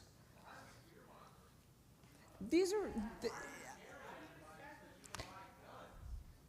So let's proceed. I want to try to listen to those of you that I've not had the opportunity to listen to. Good afternoon, fellow students and faculty of Mount SAC. And before I begin, I just want to remind you all, especially the folks leaving faculty, your commitment is to the students. However long it takes to hear all these folks, that's your job. Especially you, Dr. Garcia. That's your job. You wanted to be president. You're going to stay and listen to every single student. Okay. So my name is Avraham. As a fellow student myself, I'm here to advocate in the strongest possible terms against the militarization of our campus, against more police on campus, and most importantly, against the purchase of AR-15s to be used at Mount SAC. If we give police assault rifles, they will deal with problems on campus with assault rifles. Imagine every argument or dispute you've ever observed on campus. Now imagine armed police responding to those incidents, pointing rifles at students, or worse. This is no way to conduct a learning environment. Once we allow police to take our resources, we will see a decrease in funding for actual things we need on campus, you know, like actual education. What we see now, we will never get back. Y'all may not realize this, but as we learned out of Sandy Hook, the job of police is not actually to protect us. Their job, by law, is to protect property and make arrests however they see fit, using whatever means at their disposal, and in this case, AR-15s. It is also not the law for police to be honest actors. They lie all the time. I cannot stress this enough, guys. And they are lying right now to get their hands on these weapons, and I can prove it. Earlier this week at the Student Club ICC meeting, a meeting that is supposed to be for students to discuss club matters amongst themselves, Police Chief Floorman, for reasons that are unclear, took the floor for the majority of the meeting to manipulate and scare students into supporting the AR-15 initiative. Chief Floorman made a bold-faced lie about the events of Uvalde shooting in Texas, as she made today, claiming that police could not protect students because they did not have appropriate weaponry, and used that lie to justify more weapons. The truth is, police at Uvalde were armed to the teeth. They had more than AR-15s. They had all kinds of military-grade armaments, but their job is not to help students in need. It is to protect property, themselves, and make arrests. The idea that police in the state of Texas are not sufficiently armed is laughable. Furthermore, when parents had enough of police incompetence and attempted to rescue their own children, police turned the guns on the parents, threatened to assault and arrest the parents. The ARs did not improve the situation, they made it worse. You know, Chief Floorman assured us policy here states that ARs will not be used for campus protests. Well, you know what? Columbia University, UCLA, and Pomona College also had such policy, and yet it didn't stop them from pointing the ARs at students. There's no reason to think it won't stop police here. Recently, in Marysville, California, in a drug bust, police claimed that the drug dealers were Mexican cartel to justify a larger militarized budget and scapegoat the immigrant community. But actual investigation proved that the drug dealers were homegrown, not cartel, from white American backgrounds. We should take note at how often and how easily the police lie, and we should be asking ourselves why. Let us all remember why we have Miranda rights. Anything you say can and will be used against you, and also why attorneys always say, never talk to the police. The ARs are not to protect us. They are to be used against us. Students from across the country are being snatched up and held without trial right now, unlawfully, by ICE, by the federal government. The rifles are to assist with that effort here. Don't think for 1 second it won't be used against you. It starts with immigrants, and then it moves to citizens. That is what they want the guns for. And staff, this goes for you too. When the federal government comes for your pension and wages, and they are, and you attempt to organize to challenge it, the ARs will be turned on you. There is some staff who have supposedly expressed concern and advocated for our immigrant students, yet for some reason they are now pushing for more cops and bigger guns. Do they not realize that the ARs are to be used against those immigrant students? Or do they already know and have only falsely posed as allies to nefariously gain credibility and trust? Yep. Our school president, Dr. Martha Garcia, has claimed that the school will not assist with the kidnapping of immigrant students. But how can we trust her? She initially was going to pass this AR-15 measure without anyone's knowledge or consent, but it seems the information was leaked out of her office, and so only then did she decide that the students and staff at the school should have an input. Based on the way the school overrode and obstructed the students' decision to replace the school mascot and moniker, and then later claimed that the end result was a student decision when it absolutely wasn't, there's no reason to trust the president either. I cannot stress, yeah, that's right. I cannot stress enough how bad it could get. We're looking at serious potential for police checkpoints on campus, checking our IDs and searching our phones at gunpoint while we're just trying to get to class. Promises from the police that will not happen are useless because, again, guys, they are willing to lie, and they do lie to get what they want. For these reasons, I say no to AR-15s, no to bigger police budget, no to increased police, no to breakfast with the police, no to the police. Instead, let's have resources spent on us, on our education, and anything left over should be for more counselors. Last time I tried to get a counseling appointment, it took a month. More mental health and social workers, and more programs to address student poverty. That's how we'll deal with the challenges we face here. Thank you. Thank you. Thank you. Go ahead, Emily. I want to first comment that I don't believe this was leaked from the president's office, that I found out through the committee for police and the advisory committee through police and campus safety. So I just want to share that it was shared through a normal college process. It may have gotten out slowly to everyone to be involved and participate, but I don't think it's accurate to say it was leaked out. My question, though, is I was asked to ask this question whether there are other things occurring to improve safety or response time on campus, such as adding street signs on campus or putting more building numbers on our buildings so they're visible. Thank you. Go ahead. Thank you. Thank you for that question. We currently do have multiple projects to improve wayfinding on this campus. As many of you know, you can be at Building 70 and being crossed for Building 60, and that's very challenging for anyone to come and assist us. So we are actively working to improve the wayfinding in addition to more streetlights, in addition to much more tools as far as, I think we talked about lighting, we talked about more cameras, so we are looking to improve there as well. Does wayfinding mean numbers on buildings? Yes, I'm not so just sorry. maps? Okay. More numbers on buildings, and also looking at the possibility of numbering our buildings so they're easier to understand. So if it's 200 right next to 202, right next to 204, opposed to being a building 44 and 65 is right across from it. So thank you for having me clarify that. Thank you. Trustee Santos, you could sit on the second one. There's a student there. She could sit on the second. Right. Okay, let's go ahead. All right.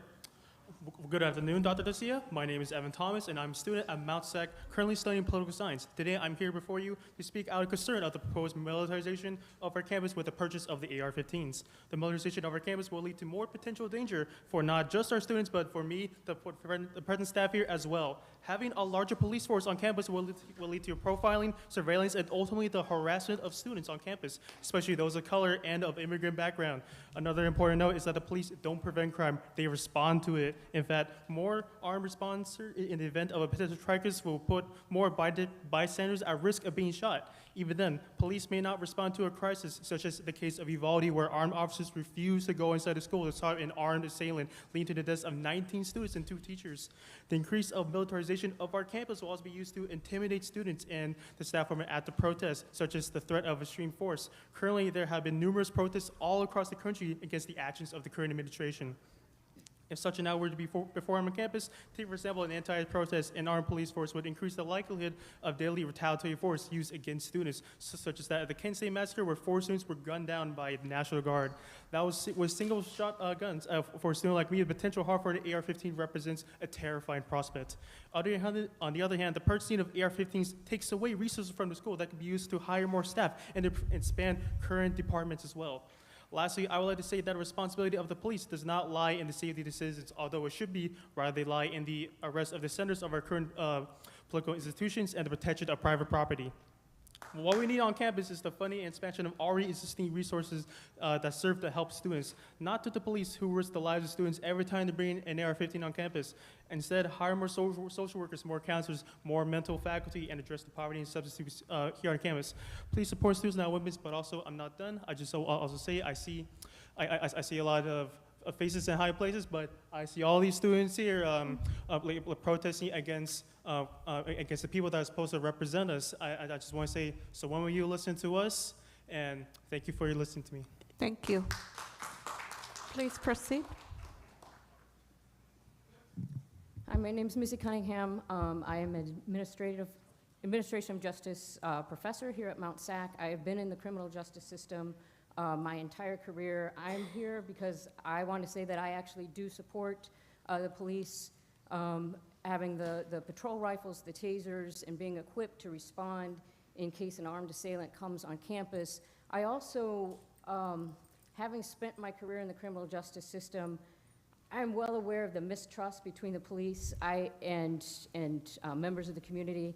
I was a public defender, civil rights attorney, and so I represented marginalized individuals. And right now, this type of forum that we're having with the speeches back and forth, we're not going to resolve any issues. And we seem to be conflating a number of issues. And we have equipping the police and having them prepared for armed assailants. We also have a really big problem with mistrust between marginalized communities and police. That is another issue.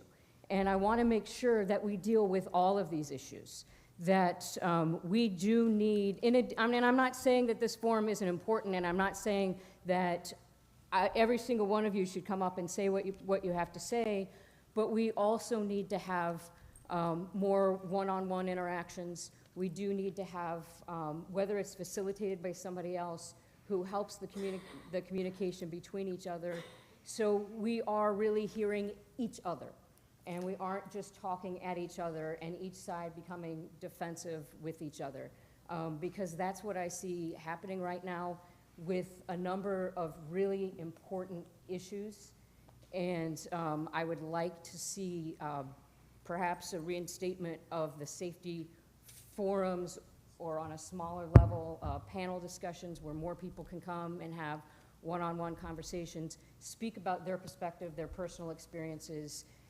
because a lot of times when you speak with officers, they're viewing things from their own experience and they don't understand, and they're talking at members of the community, trying to give their perspective, and we're not understanding each other, we're not really listening to each other, and I'd like to sort of open it up so we bridge that gap.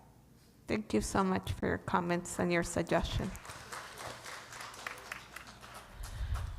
Hello everyone, my name is Sarah and I'm a student here at Mount SAC. I'm here because members of my community and I greatly oppose the invitation for AR weapons on our campus. Countless studies and events show that inviting these weapons onto police forces eventually create more destruction. Since the development of militarized police, countless black and brown people have fell victim to these lethal weapons, despite police claiming their purpose are for our safety. Even during tragic events, such as mass shootings, police simply stand back and contain the perimeter because they deem their lives more precious than the children at stake. Militarized police forces constantly over-police black and brown communities, leaving the structure to have a bad taste in all of our mouths.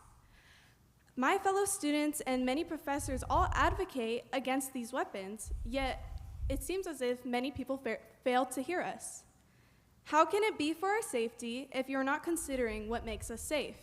You claim that you need these tools, to respond to dire situations, but you're using the word tool as if they're not deadly weapons. Many Black and brown communities already feel unsafe going to their local grocery store because of how over-policed their community is. They fear looking like a criminal or an illegal to the wrong person. And this school advocates for diversity, and it claims to serve these marginalized community, yet you're not serving us with this invitation, you're fearing us. And I would like to say that, saying that this is a separate issue, it's not a separate issue because the police has been used time and time again to oppress Black and brown bodies, and you can't ignore that when you're talking about the police. And that's all that I have to say. Thank you so much. Thank you. Go ahead, Carlos. Carlos Duarte, 262, classified member. I'm requesting Dr. Garcia, because I know we're running late, is that the 60 or so questions that were not complaint related, would it be possible to get those posted online and the responses to those questions be posted also? Eventually, yes. I commit to that, but it's not something that I would be able to get done by tomorrow. But it's over 60 questions. So, and some of them you'll notice that they're almost the same question, just asked differently. So we'll share them and responses when we have had the time to ensure we respond to them. Thank you very much. Appreciate it. Thank you. Go ahead. Yeah, good evening, President and everyone here. Thank you for giving me the chance to speak. My name is Max. I'm a legal intern and student at Mount SAC. First of all, are you guys trained snipers? You claim you've been trained in the use of these weapons. Was that using our school budget? Or are you proposing even more of our budget go to the training with these weapons instead of going to our studies? Regardless, I don't know why you assume that having more bullets flying in the event of a mass shooting is going to stop the shooter without harming bystanders. Police acting as judge, jury, and executioner could easily mistake a panicked student for the gunman in the event of a mass shooting, as has happened before. You guys are using the prospect of gun violence to scare us into overinflating your budgets. This will not persuade me. In 2022, I lost my brother to gun violence. He was murdered after the perpetrator got a hold of my brother's own gun. Another good guy with a gun in that situation would not have saved him. I reject the myth that we can prevent violence by training the right people to be violent. I don't want you to tell me how brave I am for sharing and then continue allocating more funds to these weapons and these police. Listen to your students who've been impacted by gun violence and police brutality. I'm saying no to AR-15 on campus, no to a higher budget for the police, and no to hiring more campus police. Thank you for your time. Thank you.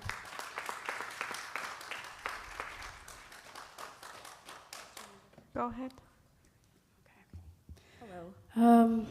Sorry, I always have to take a minute after I hear stories like that. But it's just because I would like to reiterate and actually retort back to some of the proposals made by the people in support of this action today. My name is Cece, I'm president of the Core Club, and I profoundly believe that people in my group continue to do their homework on situations that get violent. And we have studied heavily the relationship between militarization, police, violence, and the way that white supremacy continues to be the acting agent in mass shootings.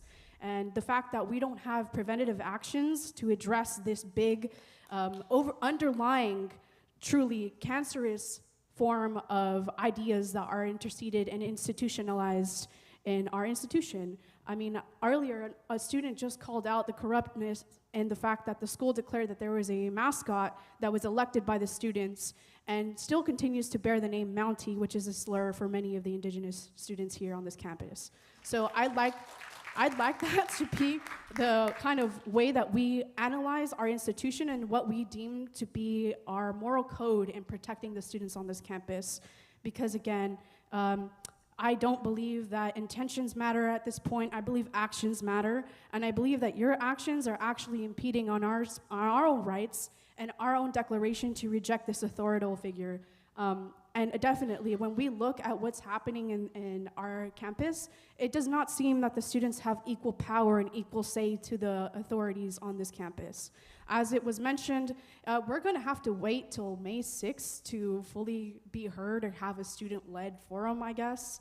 I think that that's a little bit ridiculous. We should be more open as to how the budget and the finances are managed at the school and truly lend some of those resources into making sure that we have housing at this school, that we have degrees that people can access at this school, as opposed to criminalizing the environment that we're in and criminalizing this impoverished community, because it seems to me that that is actually why we're expecting there to be an armed assailant. Recording again what was happened with the last mass shootings, it happened in affluent communities and was perpetrated by a white supremacist. So again, I don't believe that this is this reactionary sort of implementation to have a weapon that is the same caliber as an armed assailant is going to do much for us. It will potentially just take the life of an armed student. And just as a last bit, what happens when there's a false alarm on our campus? Because often, again, we cannot ignore that this is what's happening right now is criminalizing an impoverished community of people of color. And what most likely will happen is that there is a false alarm. And what happens at that point when we've seen in our news in the past weeks that SWAT teams are called in to evacuate whole campuses because of false alarms. Again, we're concerned about students parking in places where they shouldn't be, or paying their parking to make sure that the campus is running safely and efficiently. But isn't it inefficient to call in a whole SWAT team, evacuate a campus because there's an armed assailant, and that just end up being a false alarm? Or worse, we're not able to prevent the fact that they wrongly used this weapon and took a life, right? So again, keep that all in mind as people continue to speak behind me, because the ideas of what's being proposed here is not pragmatic. It is simply out of the interest of this institution to maintain a status quo that is harming us. Thank you. Thank you. Please. Okay, can you hear me? Yes. Okay. I'm faculty in School of Continuing Ed for Adults with Disabilities, and I wanted to give a shout out to Sergeant Owens because one of the classes that I teach is interacting with emergency and authority personnel. People with disabilities have a really high rate of being murdered by police interactions whenever we're calling to seek help. And the interactions that we're having with Sergeant Owens are really helping to sort of turn the tide in our small area. I also come from my background, my childhood. I do not have a happy relationship with police. In fact, the first time I met Sergeant, he made me even more nervous than I am right now because he was waiting for me in my office, and I get really flustered because just remembering any sort of interactions that I've ever had with police have not been good as growing up. So my question is it Sergeant? Chief? I forgot. Chief? Okay. My question is, the 6 rifles, is that like one per sworn officer? And if so, do they each need one? Or can we perhaps allocate some of that funding to create more interaction with students to change that tide and that type of relationship that is currently happening?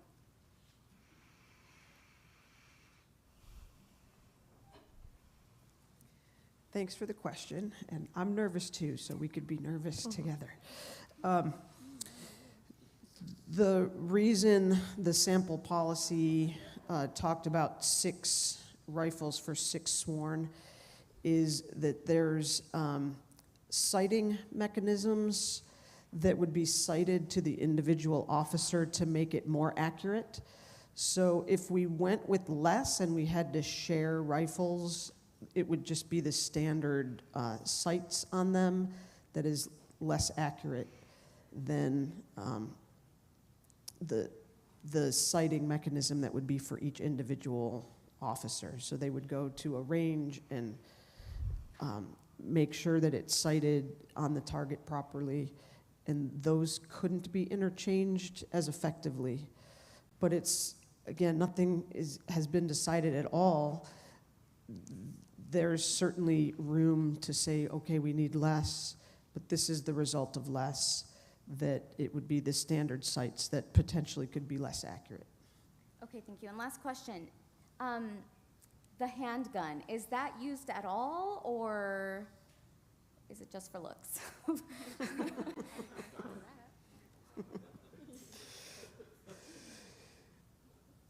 So it's never been used on the campus, and it's not just for looks. It's if we were dealing with a person and immediately attacked, that we would have a way, and immediately attacked with a weapon. So picture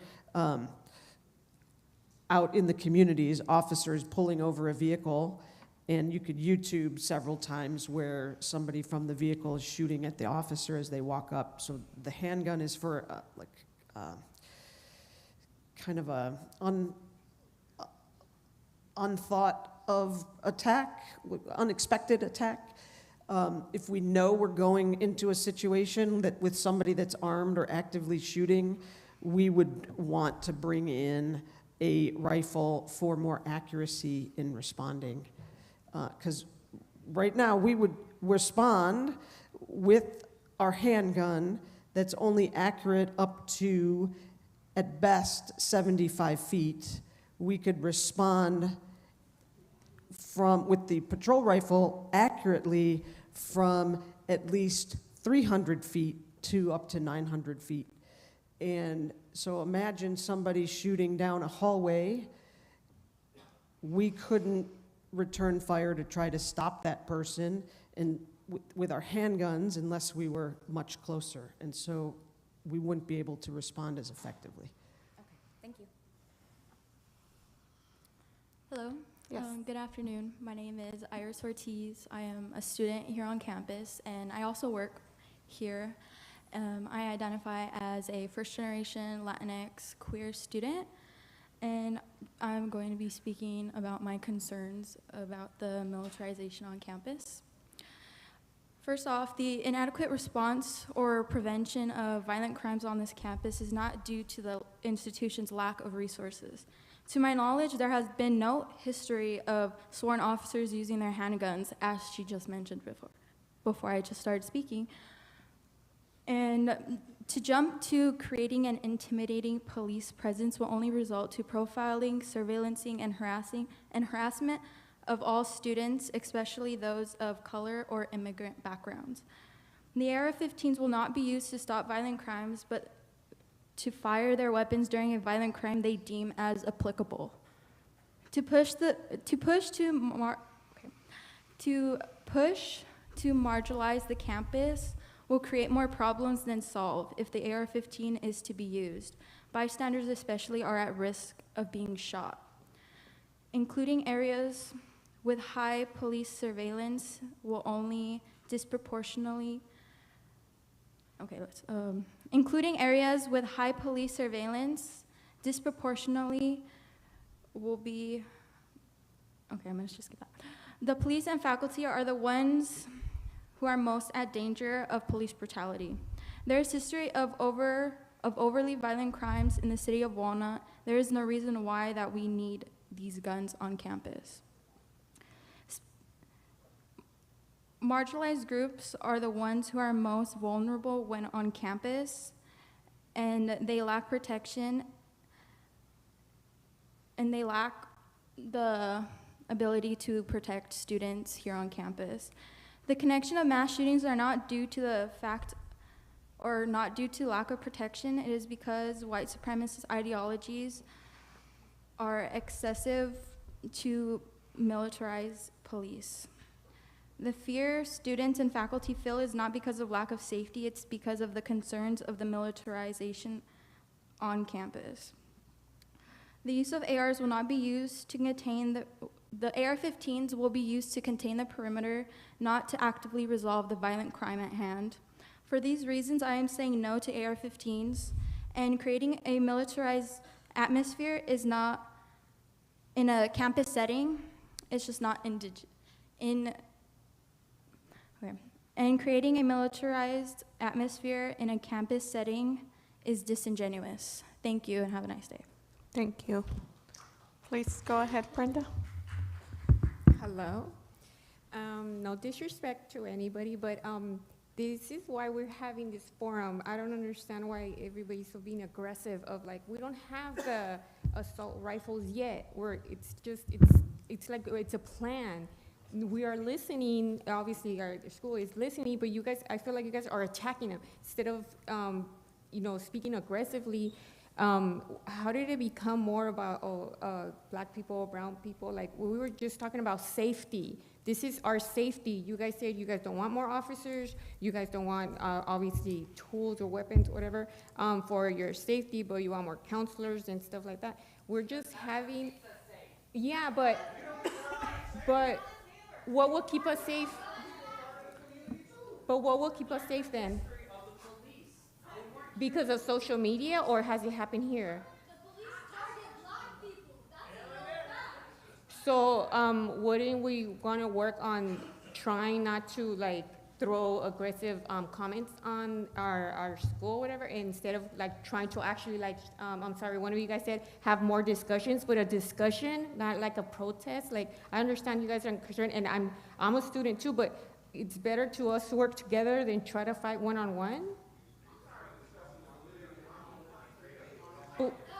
So, Okay. what we At want this to do, point, though, we want to remind everyone that we want to be respectful. So we committed to being respectful towards each other, right?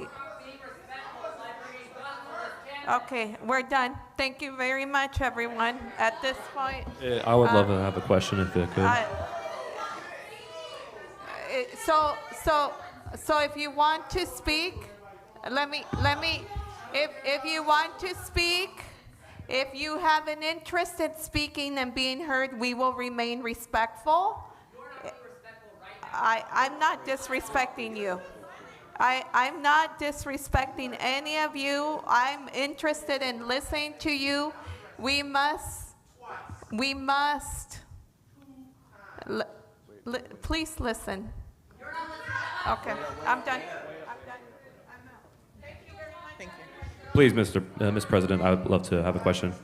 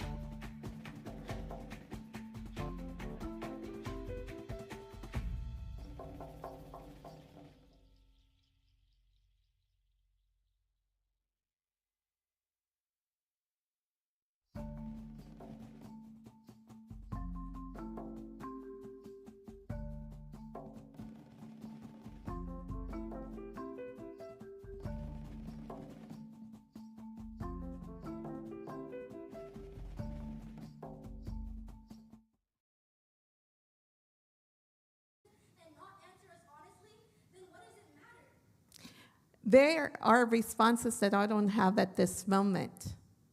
I'm not being completely honest about that.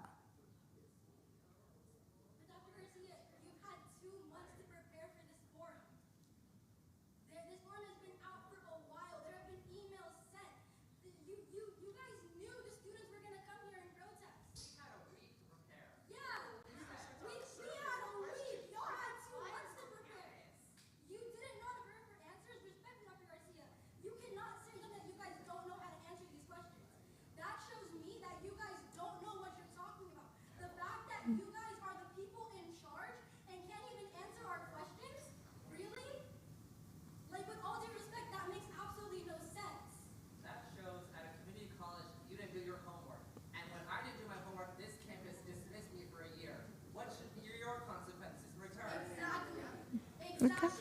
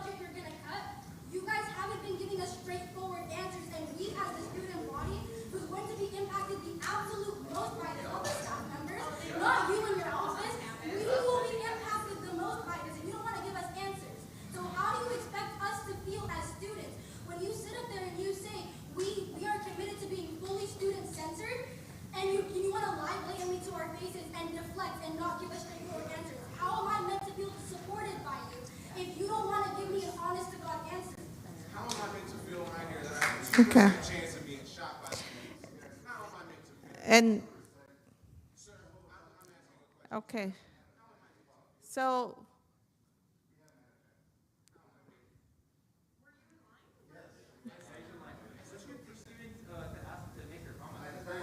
Let's have the next students go. I think I should.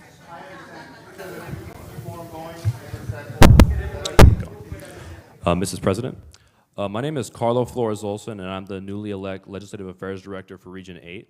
I would like to go back to the slide that mentions what other schools have the assault rifles and tasers as well.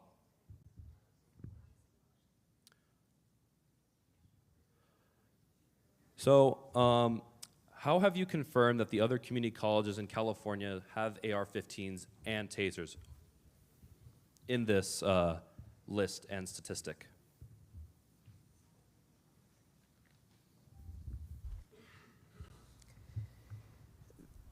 Two ways. So one, there is a state law that requires all police departments in the state to have their policy manual posted online. And so one way I confirmed it was by going into all the community college websites that have police departments and looked specifically at their policies, and they all list the AR-15 rifle and the taser within their policies. The second way that I confirmed it, I was just at a college and university police chiefs conference last week, and every attendee at that conference has the rifles and the tasers, or an equivalent to a taser. And so it was a combination of those two, because not every one of these colleges was at that conference. All right. Also, I would like to ask what those asterisks among some of the colleges mean. It makes it seem like some of them don't have at least one of those police rifles or tasers on it, and I would like to know about that.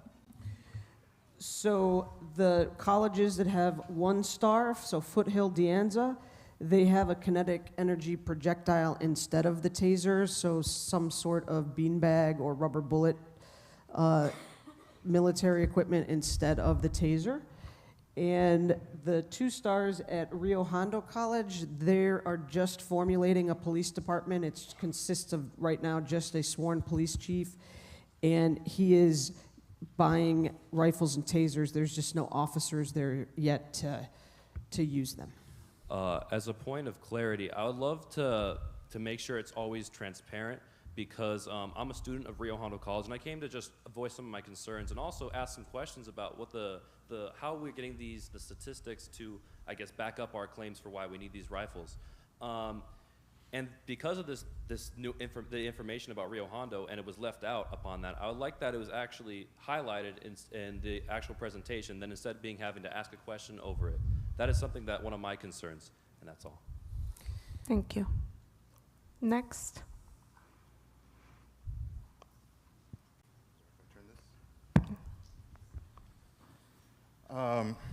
I'll be honest, I'm a little nervous to be up here because it's a very much of a challenge.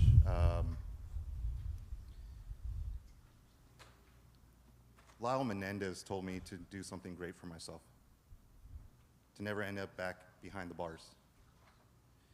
Someone who's formerly incarcerated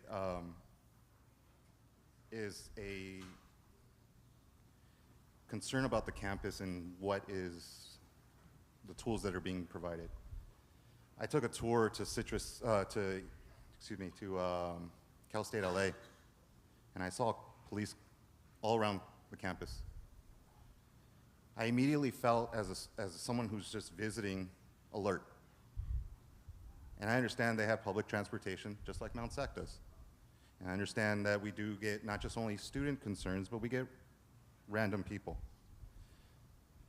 But I will say this, when I was released July 9th, 2023, my second week of release, I was here on this campus. I registered and took care of things that I need to take care of and try to stay in confinement of what I need to do.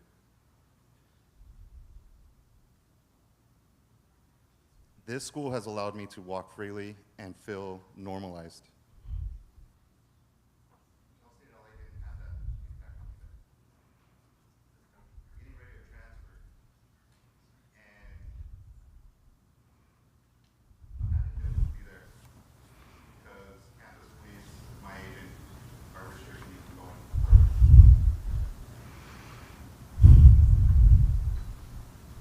So I might be here for another year to figure out, navigate. And I think the tactics of purchasing, is it dead? I figured. Purchasing AR-15s,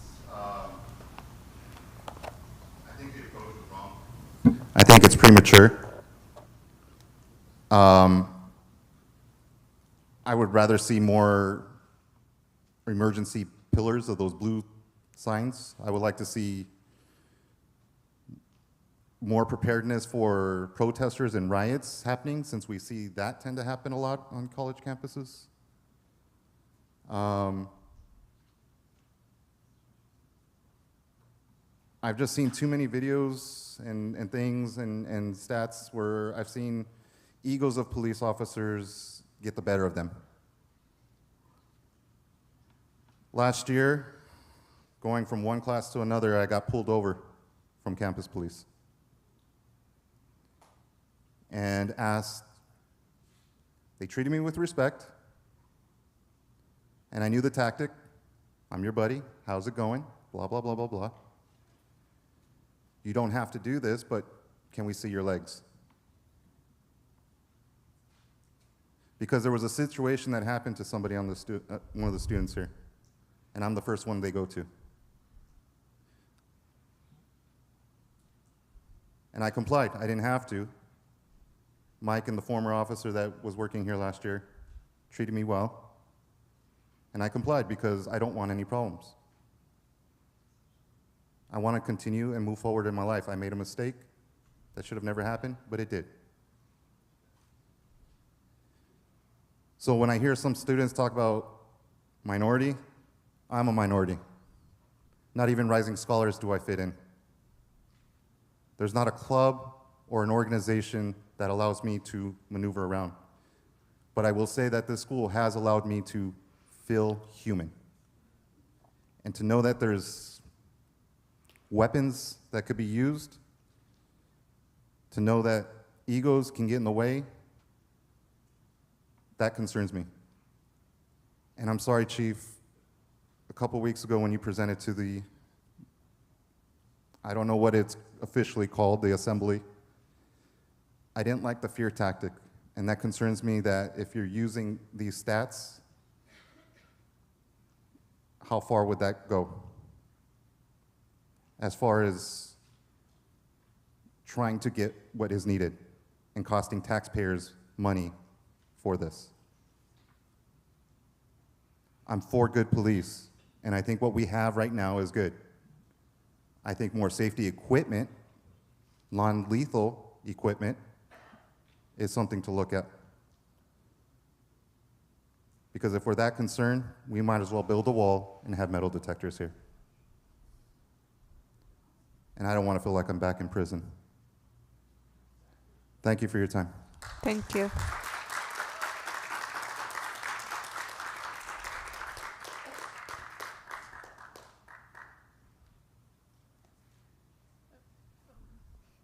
Oh, hello. Okay. Yeah, so I'm very nervous and I'm also a little bit triggered and overwhelmed. So I wanted to give some background that I'm actually a student assistant at the Pride Center, and I was there in 2023 when the stabbing incident happened. And I remember it very well, trying to make sure the students felt safe and that they were protected. And during those, I guess 8 minutes while we were waiting for help, and I remembered one of my coworkers that I know personally, she was there helping the student who was wounded out there while we were waiting for the campus and for the campus safety. And it just, if we have what's being proposed now or what our current resources now to happen, I just don't know if adding rifles will help to that kind of situation that happened previously. People were speaking before about how for the counseling and all that, it's really meant for, what we mean by that is that we want to open, as other people have discussed, more conversations to try to bridge a gap as was discussed. And I just feel that adding the rifles, it's again a very reactionary thing, and as was stated, and it, I feel like that might just do more harm than good, and might add more towards the cycle towards violence. There's just fear of having the presence of these rifles, and frankly, as a person of color and as a queer individual, there is a history with the police and things with weaponry and the like, and I fear that if there is some other situation that might arise, would I have to also be brave to protect or make sure these students feel safe and protected from even the police if they're armed. And as it is, again, as I mentioned with the history, I know no one really mentioned this, but having even the vehicles being black and white can actually is fear for us too, because even outside the campus, we kind of there's kind of that fear even associated with a black and white kind of police vehicle. And I'm sorry if it sounds like I'm just kind of verbal diarrhea. I'm very nervous, but yeah, it's just, I just hope that we can just stop this sense of the sense of a cycle for violence, and we just have conversations, and we do listen. I guess we're trying to propose that we have more discussions, and we can be peaceful about it as well, and just see what we can do to meet that halfway, and everyone feels safe. And I think, again, we don't need to do it in such a violent way. Thank you. Thank you so much. Thank you.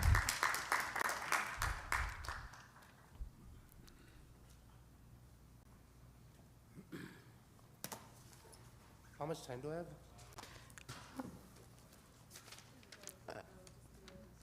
I would say if you could share a statement in 3 to 5 minutes. Students have taken about that amount of time, so you should be granted the amount, the the same amount of time as they have. Thank you. Just where I start, sorry for any offense the students have given and being disrespectful. Just let's take a second to thank God that we're here today. It's a blessing just to be able to go to school. And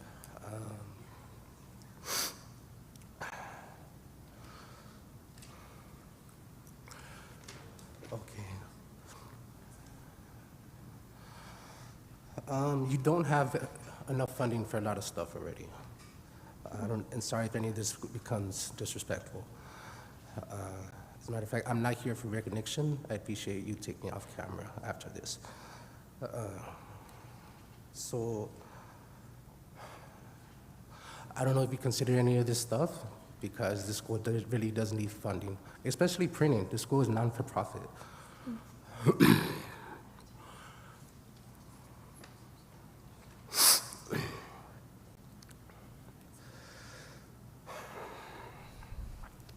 Do we have water?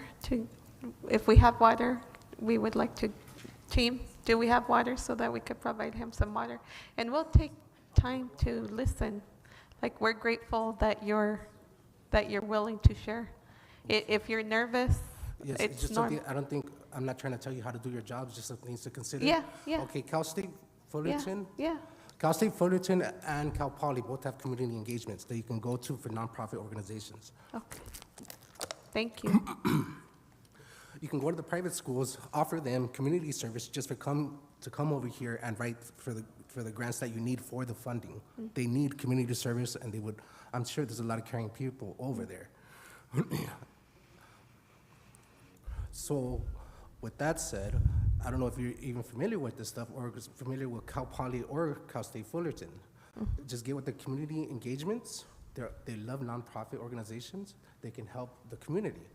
But not many people like working for nonprofit because it's not profit. And this school is already considering profit just with printing.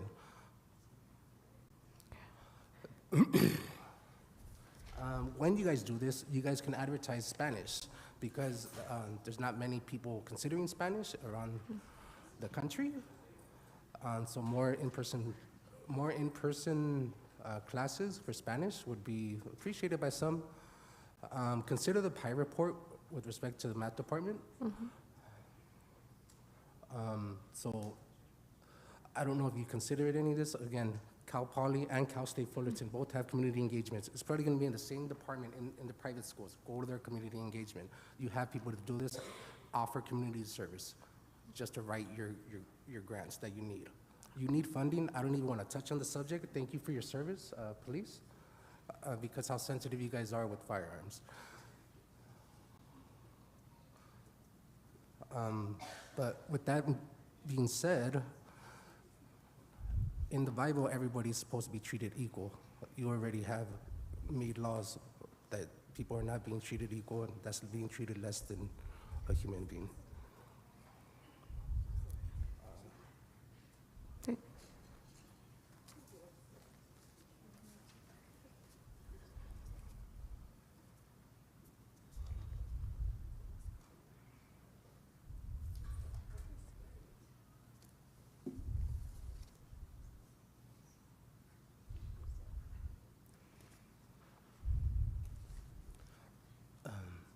I'm kind of in a rush now.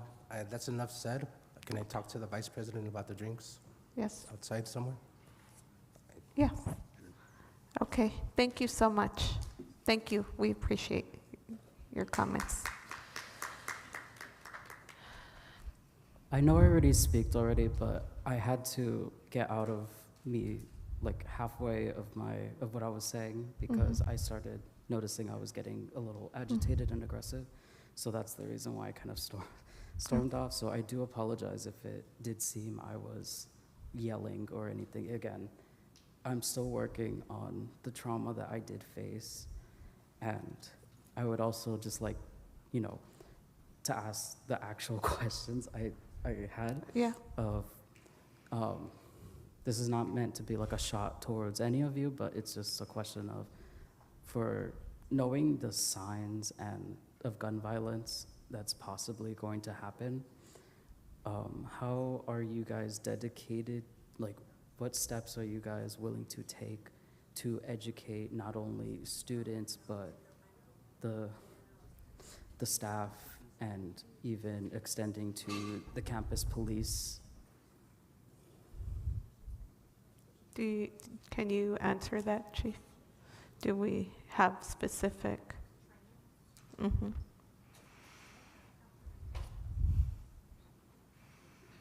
Yeah, we will actively work with our student services partners to ensure that we're educating our campus, but more so, this is the reason for these forums, to really understand specifically where those trainings need to be.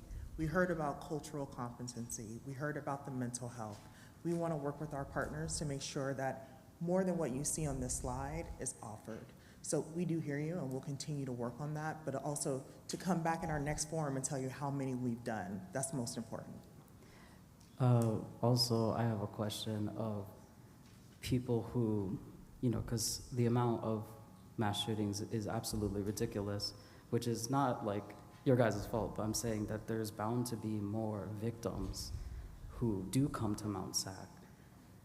And a lot of victims, the statistic of gun violence victims, they usually survive a second shooting or don't even make the second shooting because of how frequent it is. This is an actual statistic. So a lot of gun violence victims do experience PTSD. So how, and some of us do have violent PTSD. I have anger PTSD, like anger type of PTSD. And I can't decipher on who's a shooter and who's a police. So how, I'm saying that for me, it's not safe. I cannot still be here if there are AR-15s on campus. Thus, if there are AR-15s on campus, I have to leave. And that's really sad because I grew a community here and I just don't want to leave, but it's for the safety of other people. Because I can't decipher between a police officer during a PTSD episode with an AR-15 and an actual active shooter. So I do apologize for what the way how I presented it earlier. It was not my intention to yell. That was supposed to be more of a talking part, but. No, we appreciate it. We know how courageous it is to get up to that microphone. But what you're touching on is the reason why we have our resources. This school has many resources that I can't fit on a slide, right? But we definitely want to make sure that you're connected to our existing resources and help us understand what else do we need to bring to this campus. Because we have a lot more community partnerships that we can definitely reach out towards. So someone like you, we want to retain. You're our student. We care about that. But we need to know exactly what you need in order for your own success. So please continue the conversation. You have all of our names. You have our contact information. Please connect with us and let us know. Okay. Thank you.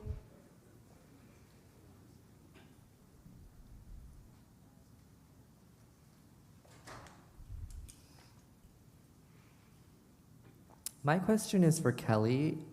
I want you to honestly answer me, why do you personally want this so bad? Not because of some policy or standards, because I'd like to remind everybody, legislation does not equal morality. What is law doesn't equal what is right. Why do you personally want this so bad? Is it because of how in past colleges you worked at, if we could go back to that list, some of those colleges that were listed there, they didn't have AR-15s until Kelly Floorman worked there and brought them onto campus. I want to allow the chief to respond to that, but I definitely want to be very specific. I know we have a lot of information we shared today, and as a district, we're responsible for your safety. Okay, well, I don't feel safe with the guns on my campus, and we keep telling this over and over and proving it. Guns don't make us safer. They make us scared, they make us agitated, and they make us less conducive to a proper learning environment. I would like everybody to think about a moment. This is a community college, not a military base.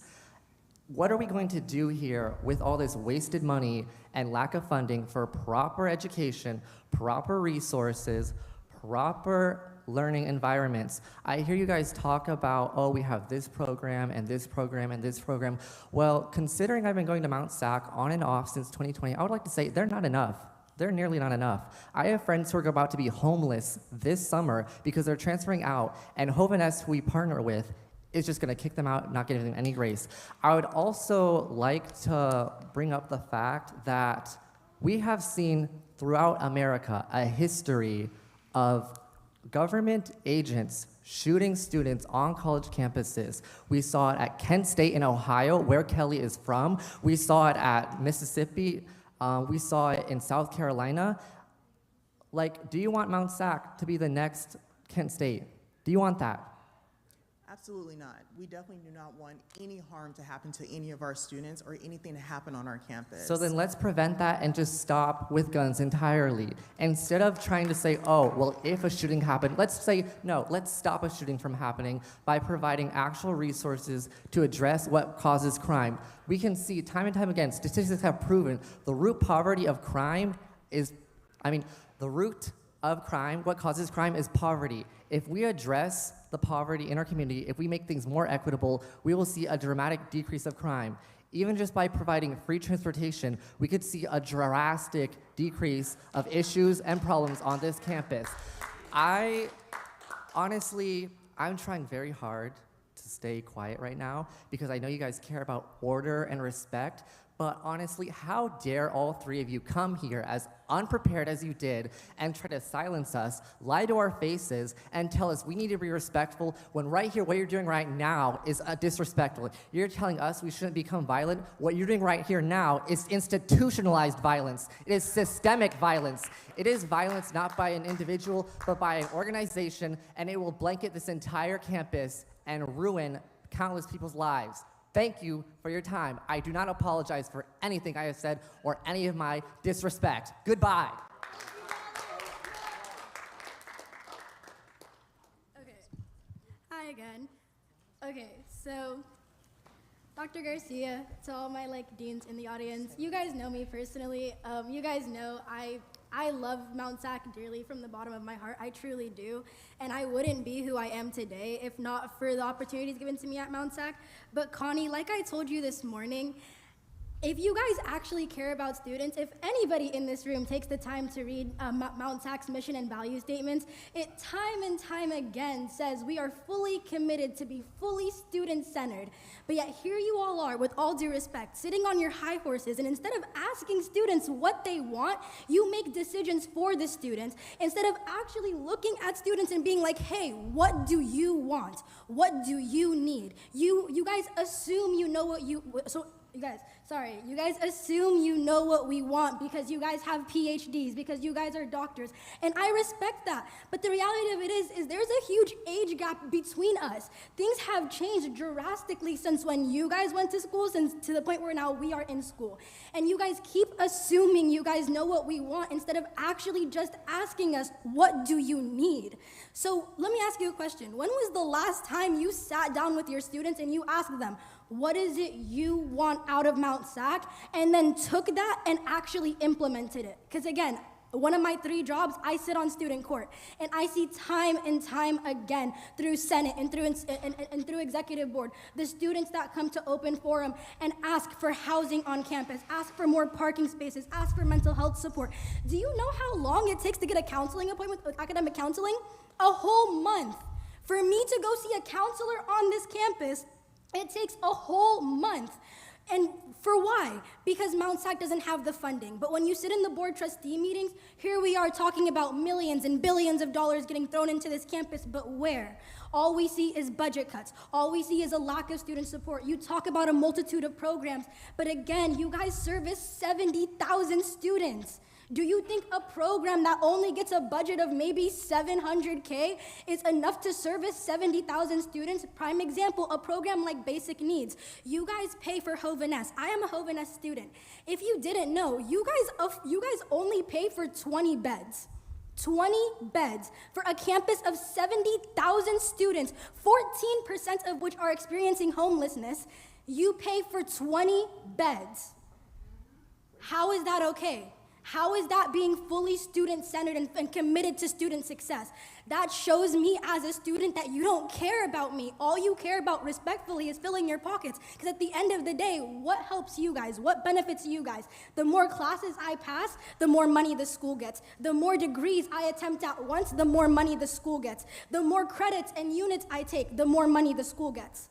But if I stop showing up to class one day and interrupt all of my classes, your money's gone like that. At the end of the day, you do realize if you move to bring AR-15s onto campus, you will lose your student population. And what ends up happening to your precious money? It goes away. Because at the end of the day, the state is not going to fund a school that doesn't have a population. Without your students, you don't get funded. You need us respectfully more than we need you. And that's the reality of it. Right? You guys rely on us more than we rely on you because we cannot trust you guys. You guys have proven time and time again you guys do not care about us because if you did, again, you would stop assuming you know what we need and would start genuinely asking us, what do you need as a student at Mount SAC? What are your needs? What can I do to help you? I can list on my hand right now how many staff members on this campus actually sat down and asked me, what do you need for us to support you, and actually did it. But when I go to the VPs, when I go to the deans, do they care? Absolutely not. When I come to you, Dr. Garcia, and again, I understand you care about your students. I've seen what you've done at other colleges. You care about your students. But here at Mount SAC, when we come to your open office hours, and I've come in multiple times, have I not? And I've talked to you about a multitude of things, have I not? But have I seen any of them been changed? Absolutely not. Have you done anything to address Jovenes? No. Have you done anything to address the sexual harassment on campus and the lack of police responsibility to deal with that sexual harassment? No, you have not. Have you addressed the fact that public safety is underfunded and in desperate need of a newer building? No, you have not. Here we are about to lose our contract, a program that, again, brings in a lot of money into your pockets. But what are you guys going to do about it? Absolutely nothing, because what do you guys care about? Bringing AR-15s onto campus, supporting our public safety, instead of, again, supporting your students. So all of this to say, my question for you guys, how do you guys claim to me that you care about your students when you guys make decisions without asking your students? Dr. Garcia, you mentioned when I talked to you about this outside of this meeting that due to democracy, we're letting everybody have a side, and this is a democratic school, and we will let democracy run its course. Democracy is letting the students have a vote. When I asked you if all the students vote no, what's gonna happen? Your response, long story short, was, we'll see. How is that fair? How is that democracy? How do you guys claim to care about the students when you guys don't take a vote on the student population to see if we actually want this? Thank you. Well, first, I want to definitely listen to that. You gave us a lot to think about. Yeah. But most importantly, that's your voice I'm trying to capture, right? I want to understand, I want to hear your position because you're one of 70,000 students.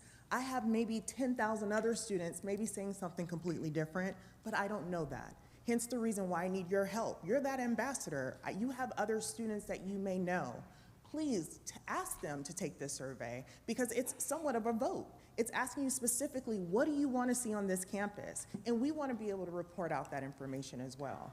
And I know you talked about a list of things that I know we need to touch on each and every one, but I definitely want to be respectful for everyone that's standing there as well. But please have your students, your friends, whoever goes to Mount SAC to definitely finish our survey, because I need to understand that more. Because I hear you today, but there's 69,999 more of you that I also want to hear from as well. Understandable. Okay. So here's my question. Why not put this out for a vote? If we care so much about democracy, why not let the student body and the staff members vote on AR-15s? You are running it like an authoritarian dictatorship, letting the board of trustees and the president decide what's going to happen to a campus of 70,000 students. That's a dictatorship. That is the definition of what I'm learning about in my poli-sci classes right now, right? Like, again, you guys care about, and again, the mission and value statements. You guys want us to prepare for civic engagement. You guys wanted this, right? You guys want us to go into our classes and learn how to advocate for ourselves. That's what our teachers do. Our teachers teach us that the reality of it is the education system was not made for me and you. It was not made for black students to be here or for POC students to be here. So instead of running it like a dictatorship, why not put this out for a vote and let it be an actual democracy? Dr. Garcia, are you going to answer that? Thank you.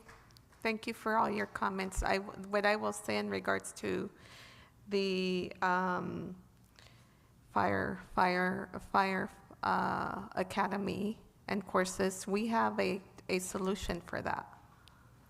Right, So- so and we could democracy for the AR-15s. Are you guys going to put this out for a vote on the student body? We're or going no? to continue to listen. We will, and no final decision has been made. No Right. final decision. I think it's important for you to understand, no final decision has been made. We're going to continue to listen. Please respond to the survey, share it with your friends, share it with as many students as possible.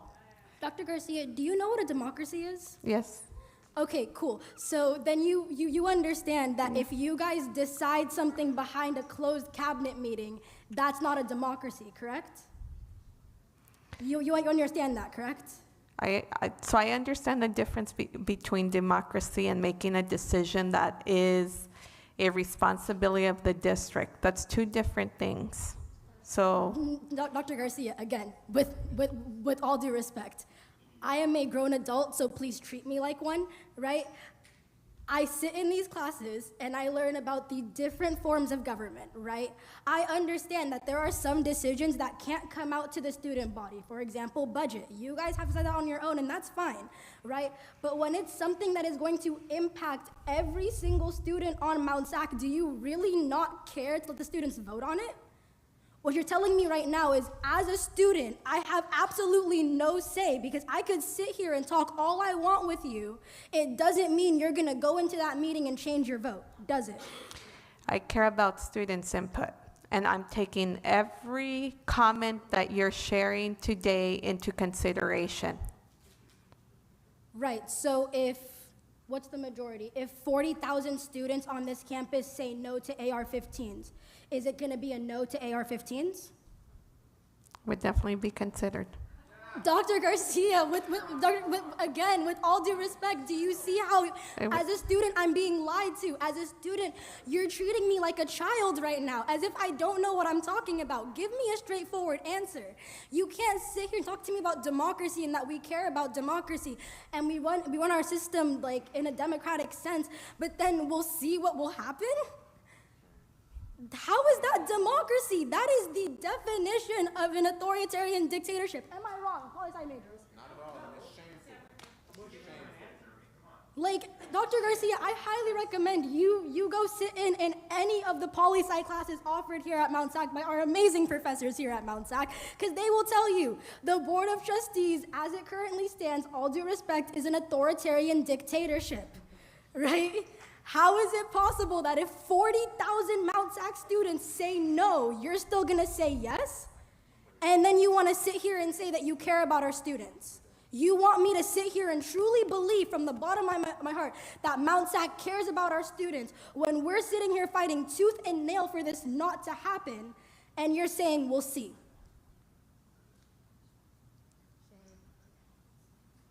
So again, I'll ask you one more time. If 40,000 or 50,000 students on this campus say no, what will the answer be? And I would like a straightforward answer. Please do not hit me with a we'll see. It's a yes or no question. If 50,000 students on this campus say no to AR-15s, will you move forward with the proposal? We'll see. We'll see.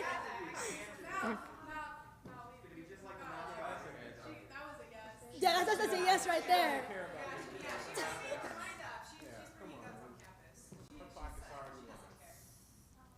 Next, I would like to hear the next comment, please.